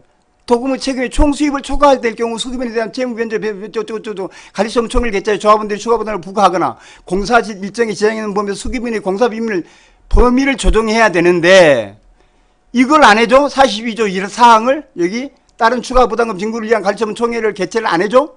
그러면 사업 경비의 대여를 중단해버리고 사업 경비 대여금을 지급 중지한 사유가 생기면 바로 공사 중단을 할 수 있다. 자, 공사 중단 얘들 장난 아닙니다. 이렇게 계약서에 명쾌하게 구체적으로 박혀 있어야 됩니다.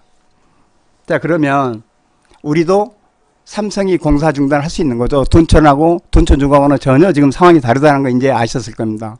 지금 노줄래 아까 무슨 두 딸 아빠 이정무 씨 택도 아닌 얘기입니다. 자, 결론은 둔촌주공이 2024년 4월, 금년 4월에 공사 중단했습니다. 근데 공사 착공은 우리보다 두 달 빠른 2020년 2월에 했습니다.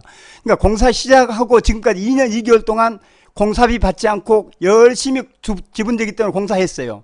지금까지 약 50% 했다고 그러니까 1조 6조 원 투입했다고 얘기합니다. 그런데 실제로 감리보고서나 보면 한 40%? 그래서 한 뭐 1조 한 뭐 2, 3천억, 3, 4천억 정도 투입은 됐어요. 자, 일반 분양 아직 안 했어요. 조합원 부담금은 입주할 때 내요. 그래서 공사비를 10원도 못 줬어요. 자, 그런데 이 금년 4월경에 정상적으로 갔으면 4개월 있으면 8월쯤에는 일반 분양에서 드디어 이제 수입이 왕창 들어와요. 왕창 한꺼번에. 그리고 이때는 이 일반 분양 이제 입주 날짜가 그 짧으니까 6개월 단위가 아니고 한 2개월, 3개월 단위 아니면은 뭐 그 프로테이가 20%씩 이게 납부해요. 그러니까 돈이 금방금방 들어와요. 4개월 뒤면 금방금방 들어옵니다. 이때 한국 부동산의 토지 가격을 분양가 상한 토지 가격 승인을 받았어요. 이제 송파구청의 분양가 승인을 심의 중이야. 그러니까 이 심의가 끝나서 8월이면 분명히 일반 분양할 수 있는 시점인데, 아니 시공사가 2년 2개월 동안 10원 안 받고 잘 하다가 이제 4개월 뒤면 이제 공사비 왕창 받을 수 있는데 왜 갑자기 2021년 뭐 20년 이때 중단하지 않고 2년 2개월 있다가 내일 모레 분양해서 수입 다 들어오는데 이때 왜 중단했을까요? 이게 공사비에 앉아서 중단한다는 게 이게 말이 안 되는 거죠. 신문 어디를 봐보세요.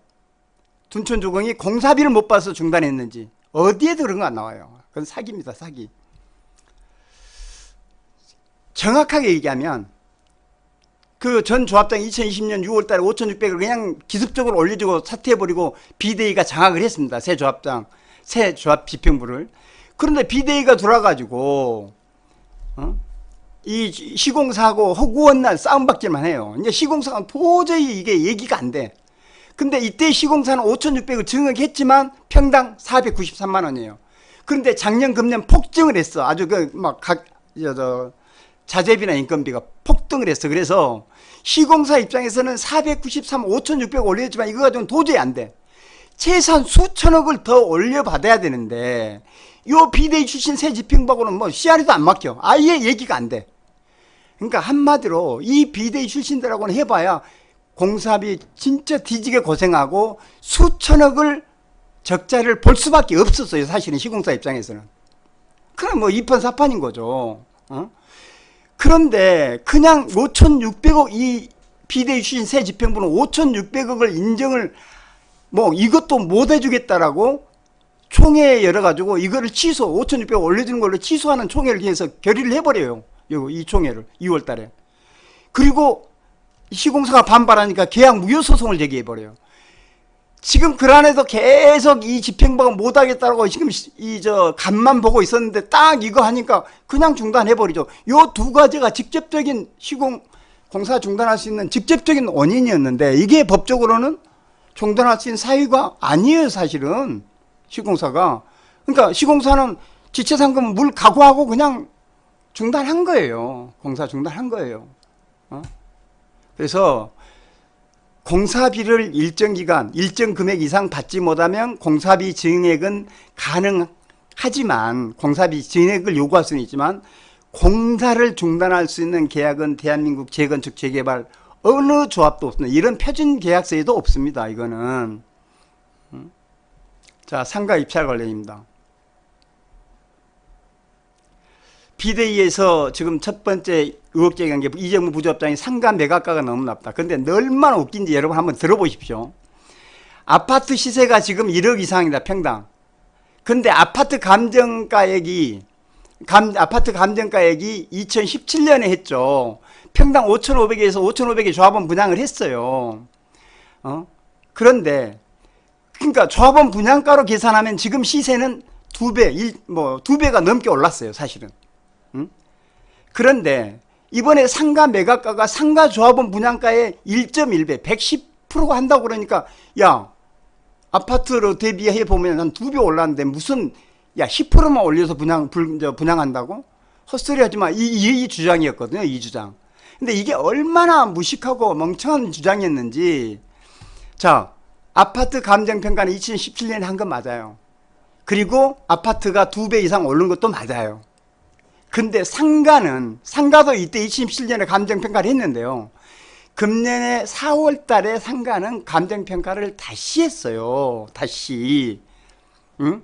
그럼 다시 했으면 이제 이걸로 분양을 하면 되는데, 아니, 그러니까 이정무 씨는 2017년에 감정 평가한 거에 고박이 110%한 줄 알았겠죠.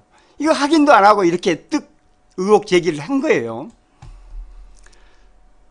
그래서 그 아파트는 조합원 분양가 평당 감정가액이 5,500이었는데 지금 시세가 1억 원 이상에서 2017년 대비 2배 이상 상승한 건 맞는데, 상가는 조합원 분양가의 1.1배를 분양했더니 너무 낮다. 왜 2배 안 하냐 이런 거예요. 근데 상가는 아파트처럼 2017년부터 해도 2배는 절대로 폭등하지 않았고 별로 오르지 않았고요. 별로 오르지 않았고, 더 결정적인 거는 금년에 분양을 하기 위해서 금년에 평가한 거예요. 그러니까 이 평가 금액이 곧 분양가인 거예요.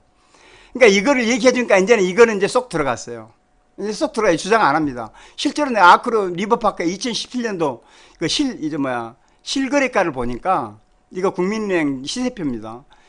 2017년에 9월 달에 20억 5천이에요. 근데 2022년 금년 이 9월 달에는 43억. 그래서 실제로는 2.1배, 210% 상승한 건 맞아요. 근데 상가도 감정평가 금액을 2017년에 한 걸로 분양했다면 뭐 210%는 그래도 안 되죠. 상가는 그렇게 폭등하지 않았으니까 뭐 130%든 140%든 150%는 이렇게 했겠죠.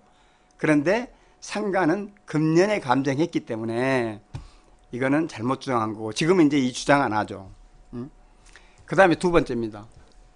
조합이 직접 분양할지 통매각 할지에 대해서 정밀한 검토 없이 왜 일방적으로 누가 맘대로 통매각 입찰해버리냐 이런 겁니다. 자, 이것도 이 상가 매각이나 재건축에 대해 전혀 문외한들이, 또 전문식이 없는 사람들이 오해로 나온 겁니다. 오해로. 이건 말이 안 되는 게요. 2008년 금융위기 이후에는 조합에서 상가를 직접 분양한 사례가 아예 없습니다. 우리 같이 대규모 상가를 조합이 분양 못합니다. 이제는. 자, 모두 다 입찰합니다. 통매각합니다. 왜 다른 데는 못할까요? 옛날에 금융위기 이전에는, 아까 둔촌주공이 그랬지만 그 이전에는 전부 다 확정 지분제로 아파트 계약했습니다. 지분제로. 근데 2008년 이후에는 도저히 분양에 자신이 없으니까 시공사가 나는 공사만 할래. 그러니까 도급제로 할게. 이래서 지금 지분제 아무도 않거든요. 그러니까 지금 내가 예를 들어 아파트 그 시공사 선정하는데 그 도급제로 해서 입찰 공고 냈더니 지금 일부 허건 씨나 일부 이정무 씨 이런 사람들은, 야, 너 왜 확정 지분제 검토도 안 하고 네 맘대로 입찰 공고 냈어, 도급제로. 이 얘기하고 이런 무식한 얘기하고 똑같은 거예요. 지금은 안 씁니다. 그러니까 상가를 직접 매각하는 것 자체를 검토할 이유도 아예 1도 없습니다. 1도. 할 필요가 없어요. 오직 입찰만을 두고 검토해야 됩니다. 또 이거를 만약에 남들은 아무도 안 하는데 조합장이 내가 직접 분양할게, 대행사 하나 용역비 한 9% 10% 주고 내가 직접 할게 그러면 이건 또 난리 칠 거예요. 야, 너 뭔가 누구한테 특혜 분양하려고 그런 거 아니냐, 뭐 어쩌고 저쩌고. 아마 이거면 더 낮췄을 거예요. 이렇게 이건 발목 잡기한 그냥 핑계입니다. 핑계. 그래서 직접 분양하는 것은 검토 대상이 일단 아닙니다. 대상 자체가 아닙니다. 그 다음에 MD업체 키라의 영역비가 10억 원이나 되는데 상가 매각에 관해서 키라의 보고서는 조합이 갖고 있지 않다는 게 말이 안 된다. 키라가 보고서를 내기는 했느냐. 자, 이렇게 해서 이제 의혹을 또 키웁니다. 야, 조합장, 네 뭘 보고 이게 분양가를 결정하고 매각에 대해서 이렇게 진행을 해, 이런 건데, 조합장한테 얘기했더니 조합장에서 이 키라가 용역사로 10억이나 주고 용역사가 있는데 조합이 이 보고서가 없다 그러니까 여기 특히 허건 변호사 이걸 이제 집요하게 물고 늘어지죠. 이것도 한심한, 내가 볼 때는 정말 번지수 잘못했어요. 분명히 키라가 우리 분양할 때 검토 보고서를 제출했고요. 그 다음에 이거는 상가에서 보관하고 있죠. 왜냐하면 우리는 상가하고는 독립정산제이기 때문에 이 MD 업체가 상가에서 돈을 10억을 내서 아파트 조합하고 상관없이 10억 줘서 입찰해가지고 계약했고, 단지 상가협의회라는 게 정식 조합의 어떤 지위를 가지고 있지 않기 때문에 조합장 도장만 조합장이 찍었죠, 계약서에. 그러니까 조합하고는 아무 관계없는 회사입니다. 아무 관계없는. 특히 조합이 이런 자료를 가지고 있다고 해도 이게 정보 공개 대상도 아니고, 특히나 비대위에서 12학기에서 이 자료 공고를 내놓았는데 내가 조합장이 그거 안 줍니다. 아무것도 모르는 사람들이 이거 보고서 이걸 가지고 온통 그냥 또 문자로 뭐 카페에다가 난리를 치면 이렇게 마음대로 해석을 해가지고, 그러니까 줄 이유가 없어요. 법적으로 안 줘도 되고. 근데 더 중요한 거는 조합이 안 가지고 있어요, 저 보고서를. 근데 하긴 했어요. 그러면 허건 씨나 이런 사람들이 상가 노영창 이사한테 가서 달라고 하든지 사정을 하든지 해야 돼요. 응?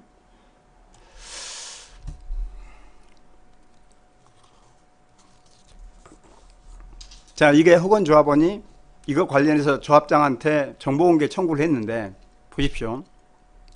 이 조합장님이 허건 씨한테 이렇게 공문을 보냅니다. 독립재산제 방식으로 운영되는 당조합의 특수성으로 상가 MD 용역체는 상가 재건축 협의회의 업무만을 지원합니다. 당연히 업무 범위가 상가 업무 협의만을 하게 돼 있어요. 이 용역업체가 조합에 관련 서류를 제출을 하지 않아. 조합에 관련 서류를 제출할 하등의 의무도 이유도 없어요. 그러니까 안 했어요. 현재 조합에서는 이를 보관하고 있지 않습니다. 보관 않고 있어요. 아까 내가 이제 보관했더라도 내가 비대위한테는 안 줘요. 주실 필요가 없고. 관련 서류가 조합에 없어. 근본에 제공해 드릴 수 없음을 양해하여 주시고, 조합에서는 상가 측과 기아가 요청하신 서류에 대한 정보공개 여부를 협의해 보겠습니다. 이렇게까지 했는데 이 허건 씨가 조합장을 고소했어요. 도정법 위반, 정보공개 청구를 거부했다. 없는 자료를 안 줬더니 이게 공개 청구 거부해서 도정법 위반이다. 이분이 변호사인데 정말 제가 상식적으로 이해가 안 가요. 상식적으로. 이게 진짜 고소거리 안 되거든요. 무혐의로 100% 끝나요.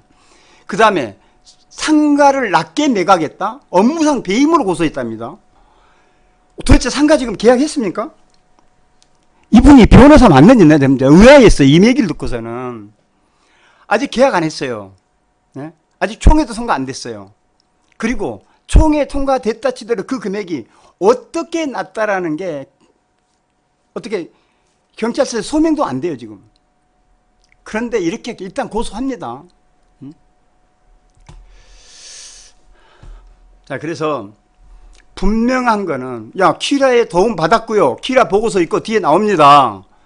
자, 완벽하게 감정평가사 도움을 받았고, 충분히 관련 주변 상가 다 조사했고, 부동산 업체들 다 조사해서 나온 최종 분양가고 분양 결론입니다. 그 다음에 이 분양은 원래는 상가 쪽 상인들, 상가 조합원들이 더 전문가들, 여기서 완벽하게 검토를 해서 했기 때문에, 자, 금액이 낮니 많이 하는 건 더 이상 얘기하면 욕먹습니다. 그 다음에 감정평가시, 이게 또 허건 씨가 또 주장하는 거예요.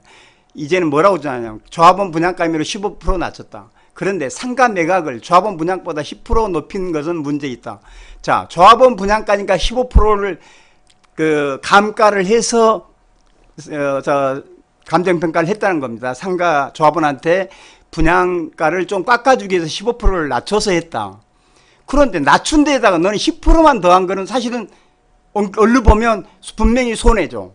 원래 감정한 금액이 100이었으면 상가 조합원한테 주기 위해서 85로 했는데 85에 10%는 얹었다. 8.5원 더 했으면 94.5원이기 때문에 너는 100원보다 5.5원 싸게 한 거 아니야, 이런 얘기예요. 얼핏 보면 얘기가 되죠. 충분히 일리 있어요, 이거는. 그런데 함부로 이런 것 가지고 지지고 까불고 떠들고 이렇게 하면 안 돼요. 아무것도 모르는 사람들이. 전문가한테 물어보든지 하긴 해야지. 에? 자, 여기 근거가 여기 가온 감정평가, 상가에 대한 조합원 분양가액 산정을 위한 감정평가로서 통상적인 사업 시행 기간에 대한 기용 비용 및 기간 이익 등을 고려하여 그 밖의 요원으로 15% 할인율을 적용한다. 자, 허건 씨, 첫 번째, 이게 조합원 분양가 산정이나 일반 분양가 산정이나 달라질 게 없습니다. 여기서 15% 감가라는 것은 딱히 조합원이기 때문에 깎아줬다라는 건 정말 그 잘못 알고 있는 거고요. 지금 상황이 상가 같은 경우는 특히 금리하고 엄청 금리에 민감한데 금리가 계속 급상승을 하고 있어서 지금은 아직 입주하려면 1년 몇 개월이나 남았는데 4월이니까 남았는데 최소한 금리는 엄청나게 올라가면 상가는 더 폭락을 하고 그런 걸 감안해서 15%한 거예요. 네? 알겠습니까? 자, 그런데 이대로 허건 씨 말이 맞다 치고 정상 금액이 이렇게 3,570이에요. 두 회사가. 근데 나누기 2하면 1,785억입니다. 이게 100%일 때예요. 100%일 때. 100%일 때인데 이거를 85%에서 조합원 분양가를 결정했고 그 85%에 다시 110%를 하니까 조합에서는 1,727억을 입찰가로 이렇게 했다는 거거든요. 1,727억을. 근데 실제로는 1,749억이 했고 실제로는 1,741억인가 아마 그 입찰가를 112.3%로 했을 겁니다. 이거보다는 좀 높여서. 자, 그래서 야, 원래 100% 다 했으면 1,785억의 입찰가를 했어야 되는데 너는 조합원 분양가에서 깎아준 걸 가지고 10% 올려서 1,727억으로 했어. 그러니까 57억 너 분양가 하자. 너 57억 손해봤어. 이 얘기거든요. 그래 봐야 57억이에요. 그래 봐야. 근데 이건 정말 일반인 몰라서 하는 오해 분명합니다. 허건 씨. 자, 코픽스 금리가 금년 4월 이 감정 평가할 때하고 우리가 입찰할 때 대비 이렇게 됩니다. 이게 연합뉴스 자료인데요. 4월 달에 1.84, 그 다음에 7월 달에 2.90입니다. 1.84, 2.90이면 이때 대비 57.6%가 상승했습니다. 포인트로는 약 1.06포인트가 상승했고요. 그런데 이 상가나 이 상업용 건물의 감정평가 기준은 이 코피스 증감률하고 엄청 민감해서 같은 비율로 금액이 그러니까 결정이 됩니다. 예를 들어서 이때 100이었다면 57%가 상승했다. 그러면 거의 같은 비율, 여기가 100이라면 57%만큼 감한 이게 분양가는 이렇게 떨어져야 되는, 이렇게 분양 감정평가 기준이 이렇습니다. 그런 상가는 이렇게 반비례해서 같은 율로 상가 가격은 반비례해서 감정평가 금액을 삭감을 하고 거기다가 아까 15% 이런 걸로 감을 하든 증을 하든 이렇게 결정할 정도로 이 금리에 이렇게 민감하고 감정평가 기준도 이 금리에 반영이 됩니다. 자, 그래서 뒤에 나옵니다. 설명하겠습니다. 자, 허건 씨, 키라 보고서 이렇게 있습니다. 키라 보고서가 이렇게 있고요. 주변 단지 이렇게 비교해서 이렇게 해놨고, 가격 층별로 이렇게 돼 있고,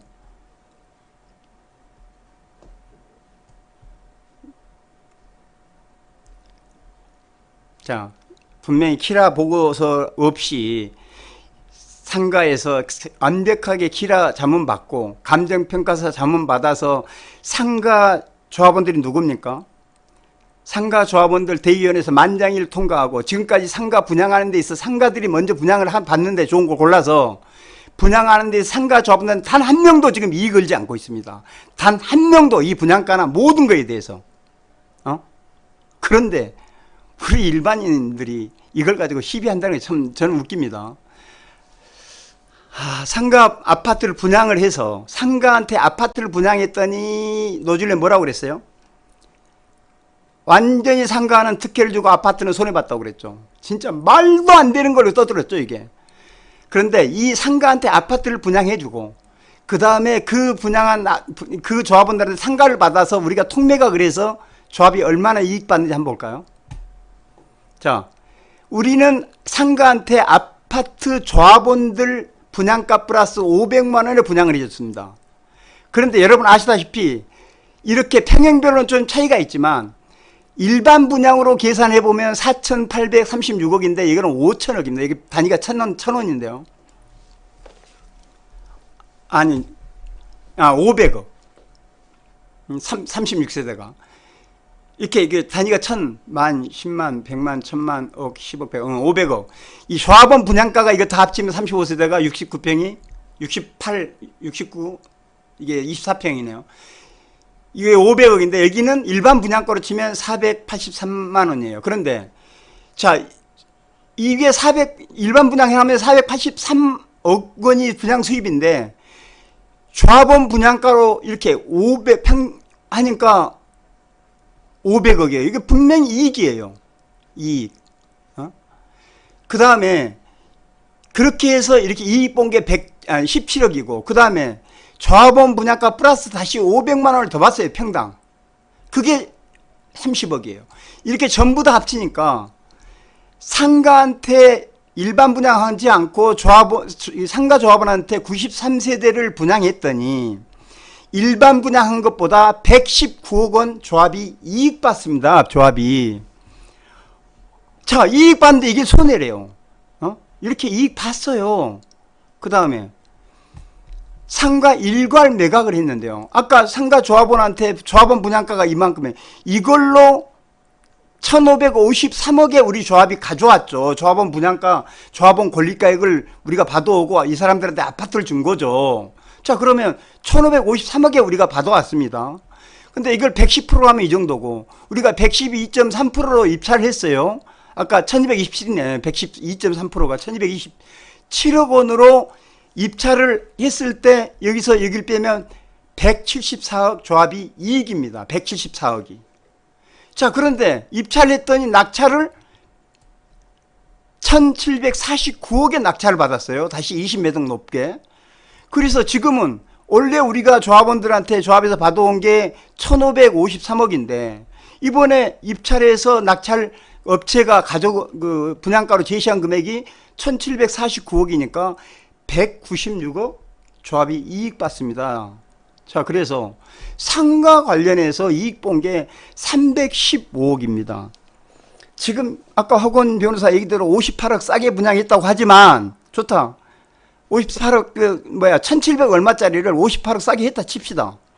그래도 우리는 상가 분양 관련해서 조합이 315억이나 이익을 봤다라는 겁니다. 물론 아까 58억이라는 말이 안 되는 게 지금 설명하겠지만, 자, 금년 7월 상가 분양할 때, 분양가 결정할 때 감정평가법인의 충분한 협의가 있었습니다.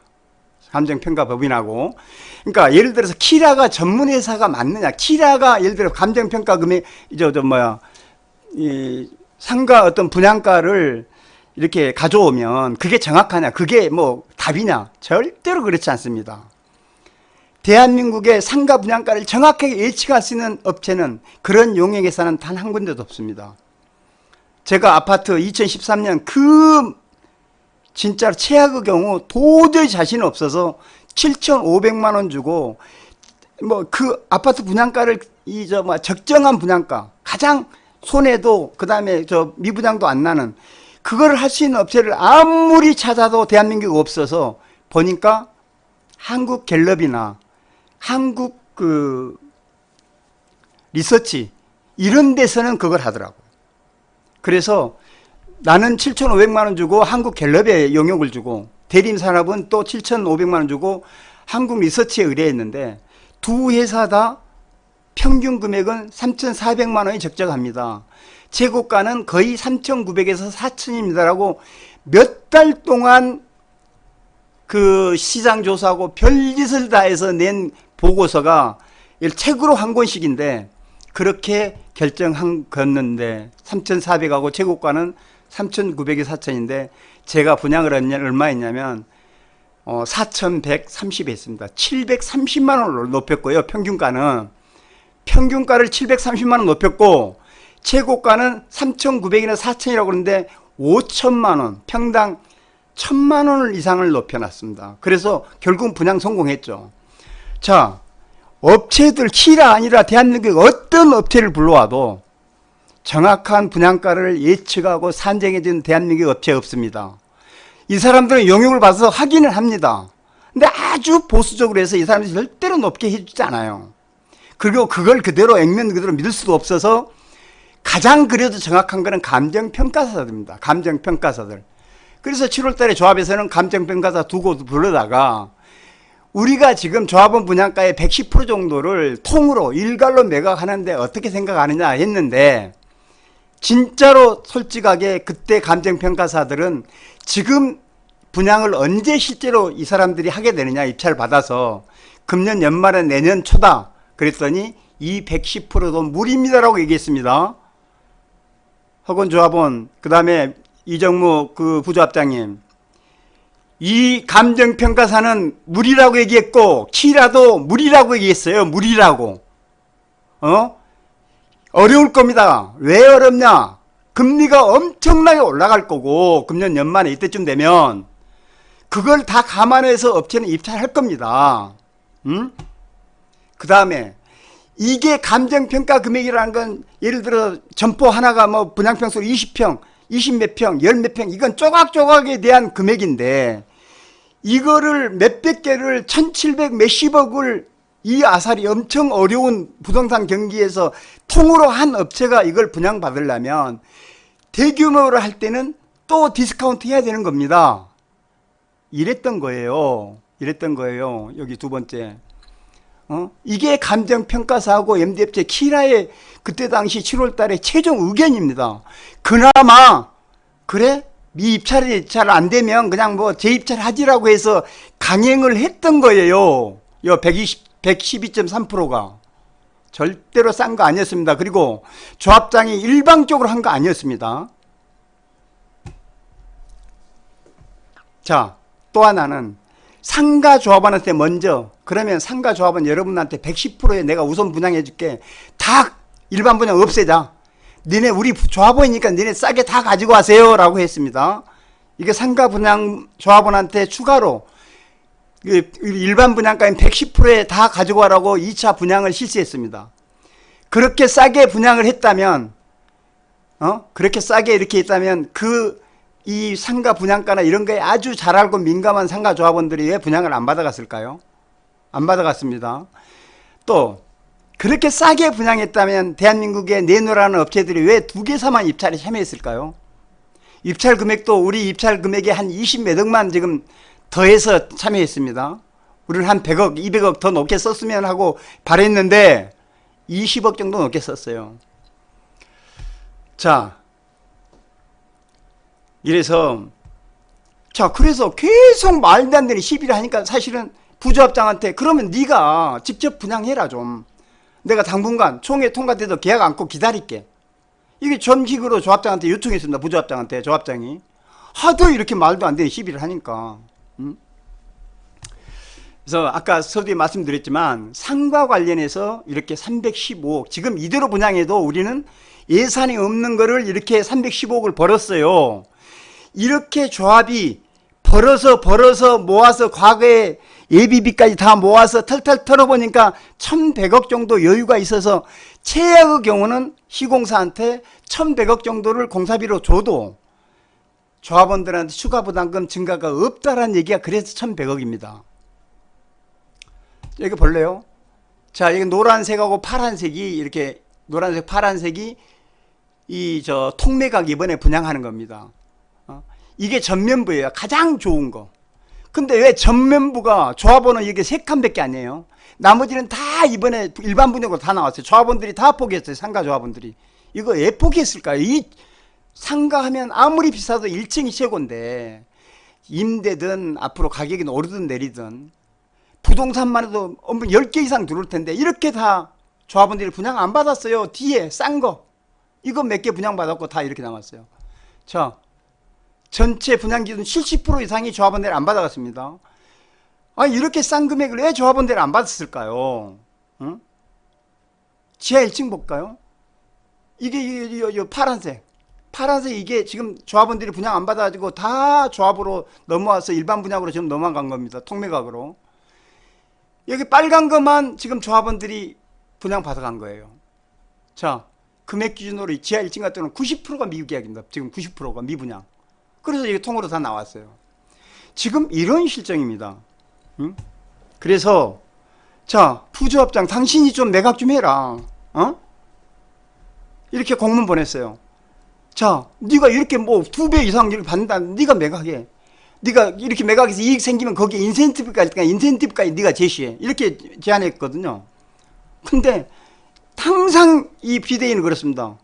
이렇게 하라고 그러면 안 해요. 못 해요. 못하고 뒤에서 계속 시비합니다. 그러니까 본인이 안겠대요. 아니 거의 2배로 할 수 있다면서 왜 안 해요? 응?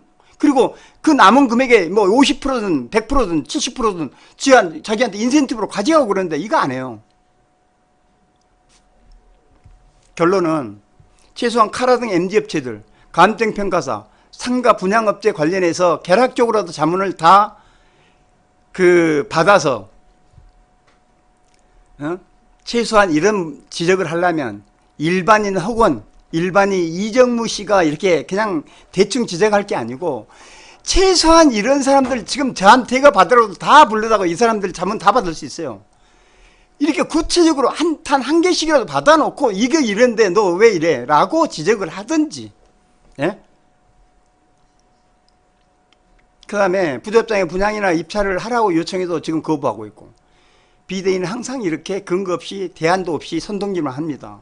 그래서 이게 아닌 거를 밝혀줘도 절대로 반성하고 사과하고 인정하지도 않아요. 아주 이 못된 버릇입니다. 이거 이렇게 설명하면 인정해야 되잖아요. 인정 안 해요. 또 사과도 안 해요. 그래서 어설프게 이게 드럼풍홀로 이게 선무당이 사람 잡는다. 그러니까 이렇게 어설픈 지식이나 진짜 드럼풍홀로 아무 때나 설치되면 재건축 중단되고 그 다음에 둔촌주공 꼴 납니다. 함부로 나대지 마세요 좀. 자, 지금이라도 비대위하고 그 부조합장은 책임지고 분양하면 됩니다. 지금도 시간 돼요. 얼마인데 이게 총회 통과되더라도 계약 안 할 겁니다. 이 사람들이 분양한다고 그러면. 그리고 적극적으로 조합장이 도와줄 거예요. 분양할 수 있도록. 그래서 추가로 더 붙는 남은 금액의 한 50%를 가지고 갔어요. 인센티브로. 대신 당신이 진짜 이게 분양을 했더니 분양이 실패해버렸어.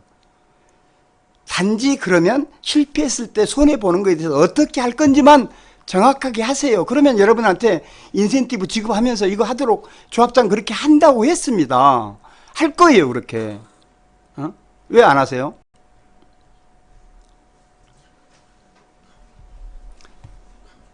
자, 우편, 이 부조합장 우편물 정말 이거 내가 지금까지 설명했지만 이걸 일일이 답치 또 얘기하는 게 지금 입 아픈데요. 진짜 몇 가지만 얘기했습니다. 이게 지금 뭐 예비비가 2,300억이라는 건 정말 전혀 사실 아닙니다. 우리가 2,300억 있으면 이렇게 고민도 안 합니다. 고민도. 응? 아니 2,300인데 저기 이제 뭐 삼성이 2,500억을 요구하는데 200억만 깎으면 우리는 뭐 조합원 부담금 없이 그냥 공사 중단 없이 잘 가겠네요.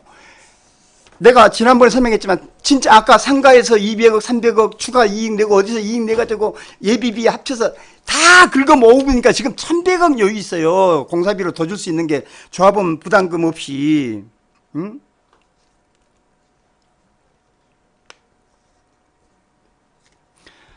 자, 그런데 도대체 2,300억 예비비로 있고 이거를 조합장이 자기가 부조합장 해임되면 이 조합장이 다 낭비해버리고 2,300억을 다 소진해버리면 우리는 매체는 손해 아니냐. 지금 이 얘기거든요. 이거 고소할 겁니다. 이제는 용서 안 해요. 부조합장이든 누구든. 정말 이거 사실 아닌 걸 그냥 찍 써서 보내면 조합원들이 헷갈리죠. 이거 사실 아닙니다. 지금 1,100억 정도 다 긁어 모으면 여유가 있어요. 그리고 지금 조합장이 협상한다고 내가 협상을 도운다고 1,100억 다 주다는 거 아니에요.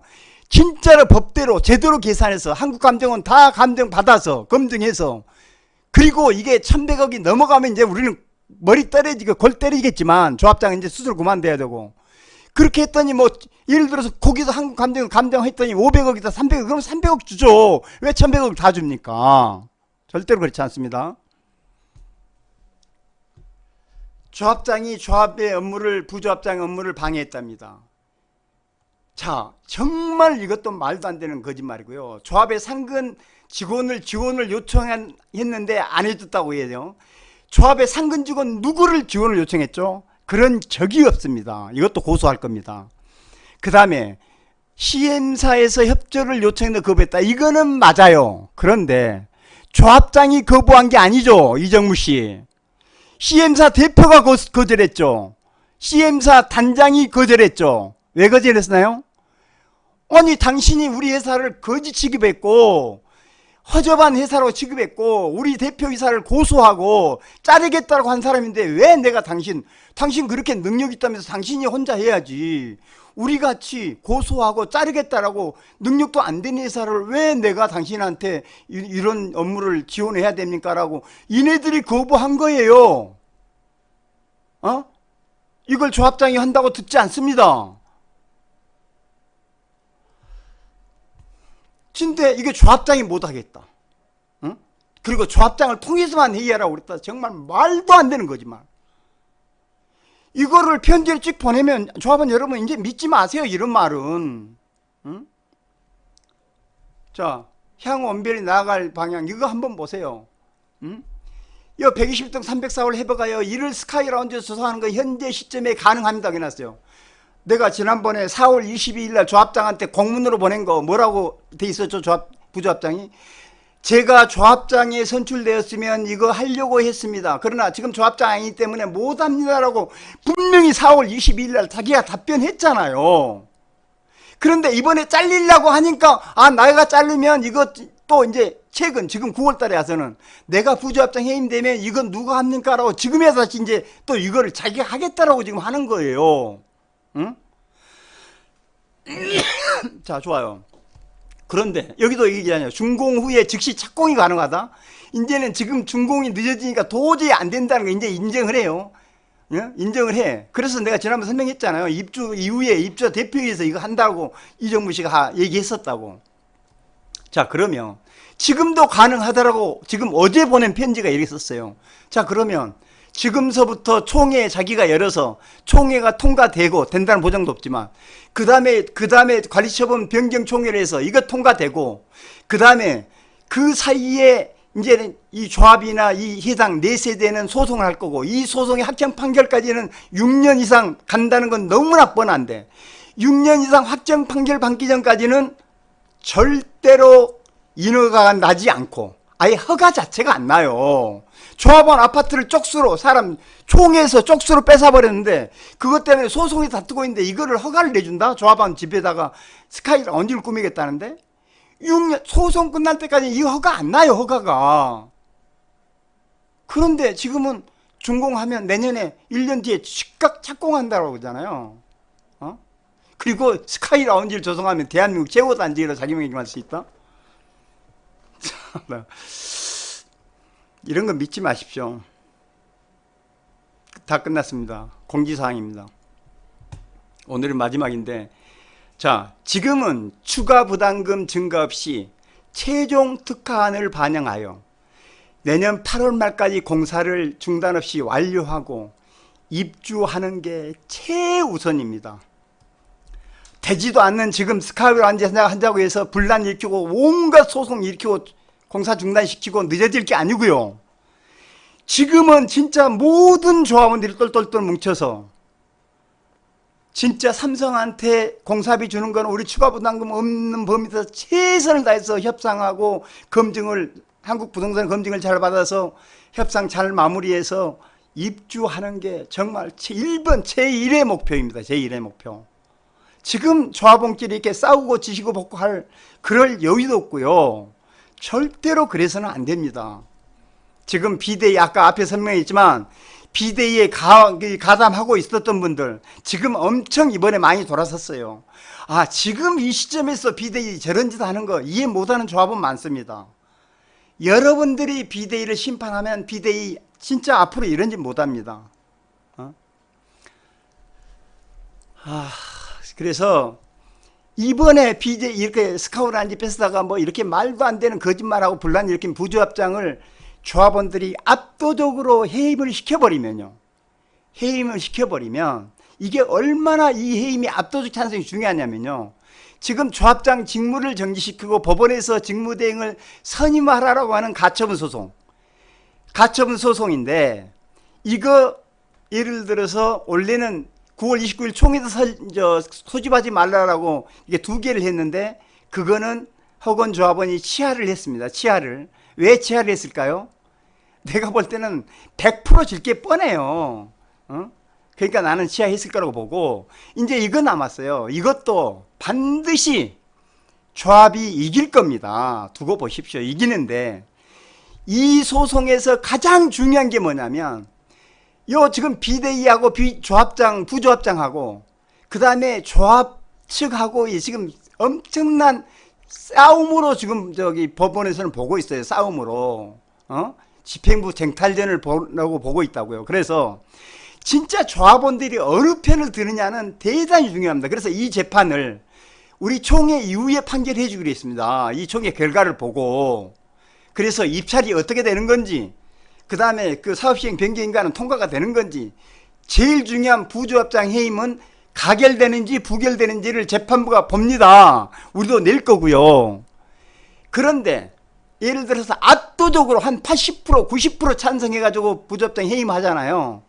그러면 설령 법적으로 좀 문제 있어도 법원에서는 여기 가처분을 기각시킵니다. 조합장 편을 손을 들어줄 수밖에 없습니다. 왜? 조합원들이 그럼에도 불구하고 이게 조합장 편을 들고 있으니까. 그런데요, 조합원 50% 이상이 해임을 반대해서 부결되잖아요. 제가 볼 때는 이제 조합이 질 확률이 반반으로 떨어집니다. 반반으로. 제가 볼 때는 한 80, 90%는 나는 무조건 지금 상태로는 조합이 이긴다고 보는데, 총회 뒤에 판결했을 때 이게 부조합장이 이겨버린다면, 해임이 안 된다면 이거는 이제는 예측할 수가 없게 됩니다. 그래서 이 건이, 이 부조합장 해임건이 어떻게 되느냐에 따라서 이 가처분 소송도 결정을 할 겁니다. 가처분 소송도 결정하고, 또 하나는 우리가 제2의 그 둔촌 주공 사태가 가는 길이 세 가지라고 그랬는데, 부조합장이 해임이 안 된 경우, 해임이 안 되면 이제 조합장하고 남은 이사들은 스스로 즉각 그만둬야 됩니다. 그러면 엄청난 진통을 겪으면서 새로 몇 개월 뒤에 조합장이나 임원 선출 총회를 해야 되고, 조합은 엉망진창으로 갈 거고, 지금 그 새 비대위가 조합을 장악하면 공사비 협상이 안 되고 어쩌고 저쩌고 해서 이제 제2의 둔촌 주공 사태가 될 거고요. 그 다음에 조합장은 해임, 부조합장은 해임됐어도 가처분 소송이 받아들이면 조합장의 직무가 정지됩니다. 그 다음에 법원에서 직무대행을 선임해주면, 야, 법원에서 변호사가 직무대행을 선임해주는데 뭐가 문제냐고 얘기합니다. 이건 무식한 소리고요. 저는 너무나 잘합니다. 많은 조합을 도와줬고, 제가 10만포 2차 재작년에 그 조합 설립할 때도 진짜 문제는 법원에서 내려보낸 변호사가 3년 넘게 돌아가지 않고 계속 추진위원장을 자리를 꿰차고 그냥 돈은 맘대로 펑펑 써버립니다. 그런데요, 이 법원에서 선임한 직무대행이 진짜 문제가 뭐냐면 정상적인 업무를 해서는 안 됩니다. 직무대행이기 때문에. 그러니까 총회 한 번 열려도 법안의 승인을 받아야 합니다. 그러니까 우리같이 진짜 급해 터지는 이 현장에서 변호사가 직무대행이 온다? 그 절차를 다 밟고 가려면 내년 8월 준공은 딱 변호사가 오는 것도 지금 당장에 그거 기다리는 시간도 꽤 되지만, 어느 순간 내년 8월 입주는 그 자체로 그냥 끝나버리고요. 이 변호사 직무대행이 6개월 안에 조합장이나 이 새 임원을 뽑아주고 한 3개월 안에 가야 되는데, 3개월 안에 정상적으로 조합장 임원을 뽑아주고 다시 복귀하는 이 변호사는 대한민국 수십 명이 직무대행을 했지만 단 한 명도 없습니다. 정말 문제 심각해집니다. 직무대행 오면. 그래서 이게 직무대행이 와버리면 우리 재건축은 곧바로 제2의 둔촌 주공 사태가 됩니다. 세 번째는 이 부조합장이 해임이 돼도, 예를 들어서 자기가 발의한 해임 총회, 아까 4세대를 뺐다는 그 총회는 할 수가 있습니다. 그렇게 해서 4세를 뺐자라고 총회 결의되는 순간 이거는 그냥 그 자체로 바로 삼성은 그냥 볼 것도 없어요. 그냥 중단이고, 그건 공사 중단이고, 우리는 집요하게 한 6년 동안 소송 끝난 뒤에나 이제는 다시 소송도 절대로 우리 조합이 못 이깁니다. 왜냐? 조합원 개인이 힘이 없다 해서 조합원한테 정상적으로 조합원이 받은 분양 신청 받은 아파트를 조합원 다수가 총회에서 뺏어버린 꼴이 되는데 이거는 법원이 보호를 합니다. 100% 이길 수가 없어요. 6년 뒤에는 다시 원위치 됩니다. 6년 뒤에. 그래서 이 세 가지가 중에 한 가지만 걸리면 우리는 제2의 둔촌 수공 사태가 돼서 우리는 완전히 차라리 이 셋 중에 하나만 걸리면 바로 우리 조합원은 바로 팔고 압구정이나 이렇게 이런 데로 옮겨가는 게 최상입니다. 절대로 여기 있으면 정말 바보죠. 저도 바로 다른 이 조합으로 떠날 거고요. 그래서 그런데 이 세 개 다를 사지구자고 이 세 개 다의 키를 쥐고 있는 게 사실상 29일 부조합장 해임 안건입니다. 아까 얘기했듯이 부조합장이 압도적으로 해임되면 한 80% 90% 뭐 최소한 뭐 이렇게 압도적으로 해임이 되면 이 법원에 우리가 그 조합이 승소할 거고요. 그 다음에 이건 부조합장이 해임되고요. 그 다음에 이 정도로 압도적으로 해임시키면 부조합장이 어떻게 총회를 열겠어요. 1타 3피입니다. 1타 3피. 세 개를 한 방에 해결하는. 조합원 여러분, 진짜로 이번 총회가 얼마나 중요한 건지를 내가 다시 한번 강조합니다. 자, 하나 예를 들어보겠습니다. 저한테 제가 아주 친한 조합원 한 명이 한 달 전에 전화 왔습니다. 자기가 한강변에 68평인데 아직 입주하려면 1년도 더 남았는데 100억에 사겠다라고 왔는데 매각할까요 말까요? 저한테 항상 자문을 받습니다. 이분은. 그래서 제가 뭐라고 했을까요? 저 같으면 안 팝니다. 그렇습니다. 이게 지금 68평이 100억이면 68평이 1억 5천입니다. 평당.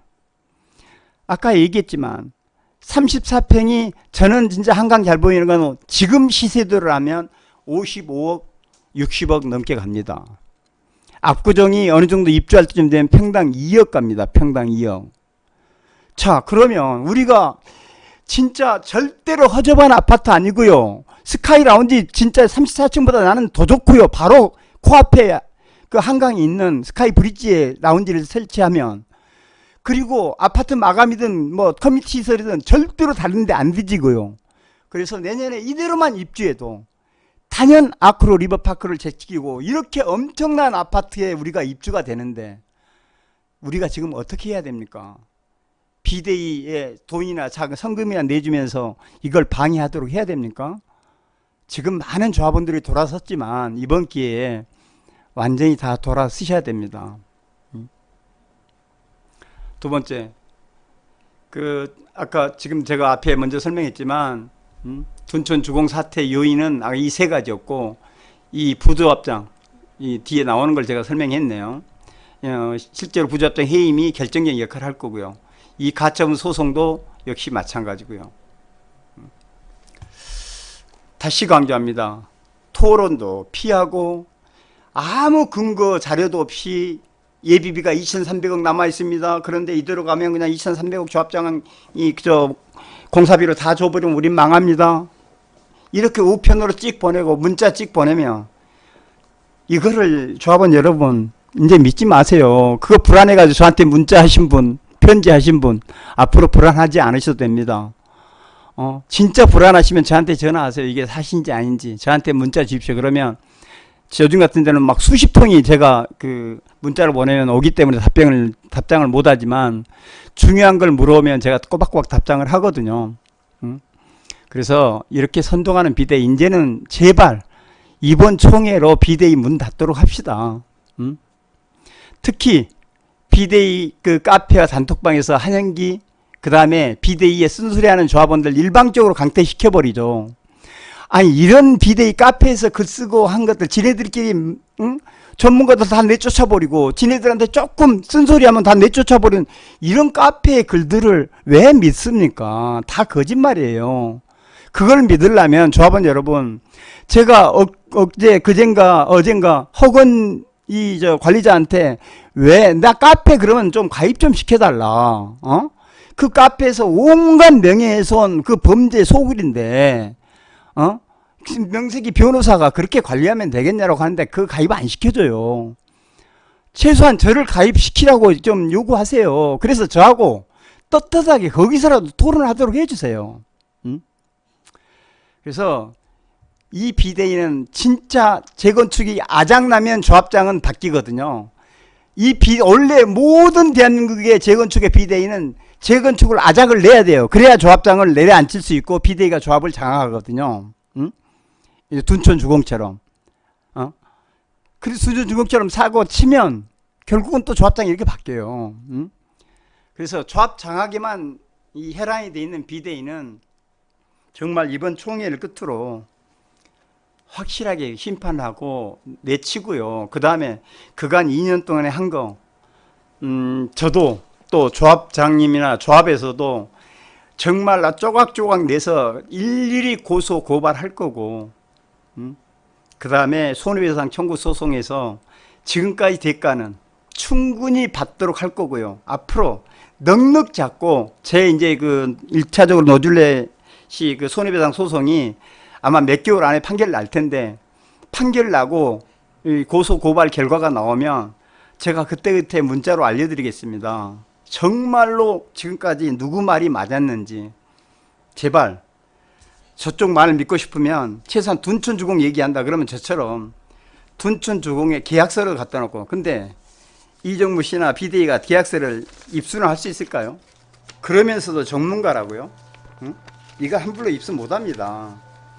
그런 걸 갖다 놓고 증거를 대고 글을 쓰라고 그러십시오. 카페 글 올 때도 마찬가지고.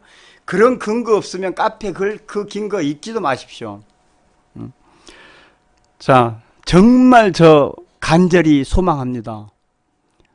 오늘 설명회가 이제는 온벨리에서 제가 마지막이 되기를 바라고요. 그리고 이번 총회 잘 끝나면 비대위 어느 정도 개멸시키고 부조합장 해임되고 하면 정말 제 자화자찬이 아니고 재건축 업계에서, 그 다음에 시공사들이 대한민국에서 가장 무서워한 사람은 단연 한영기입니다. 예를 들어서 우리 뭐 조합장님, 다른 조합의 조합장, 우리 비대위 그거 아닙니다. 제 설명이 한 방이면 시공사 계약 해지 분명히 당할 수 있습니다. 그거는 이미 재건축 업계 시공사도 잘 알고 있고요. 예를 들어서 그런 제가 지금까지 우리 온벨리에서 수많은 뭐 통매각이다, 분양가 상한제다 이렇게 도와왔지만, 아니 제가 조합장을 도와서 그 협상에 자문을 해주겠다는데 이걸 못하게 하는 그 비대위 노줄레 씨, 이런 사람 어떻게 생각하세요? 제가 정말로 책임지고 바가지 안 쓰고 정상적인 금액에 최소한의 금액으로 삼성중공업 공사 중단 없이 정말 준공되도록 정말 제가 책임지겠습니다. 저를 믿고요.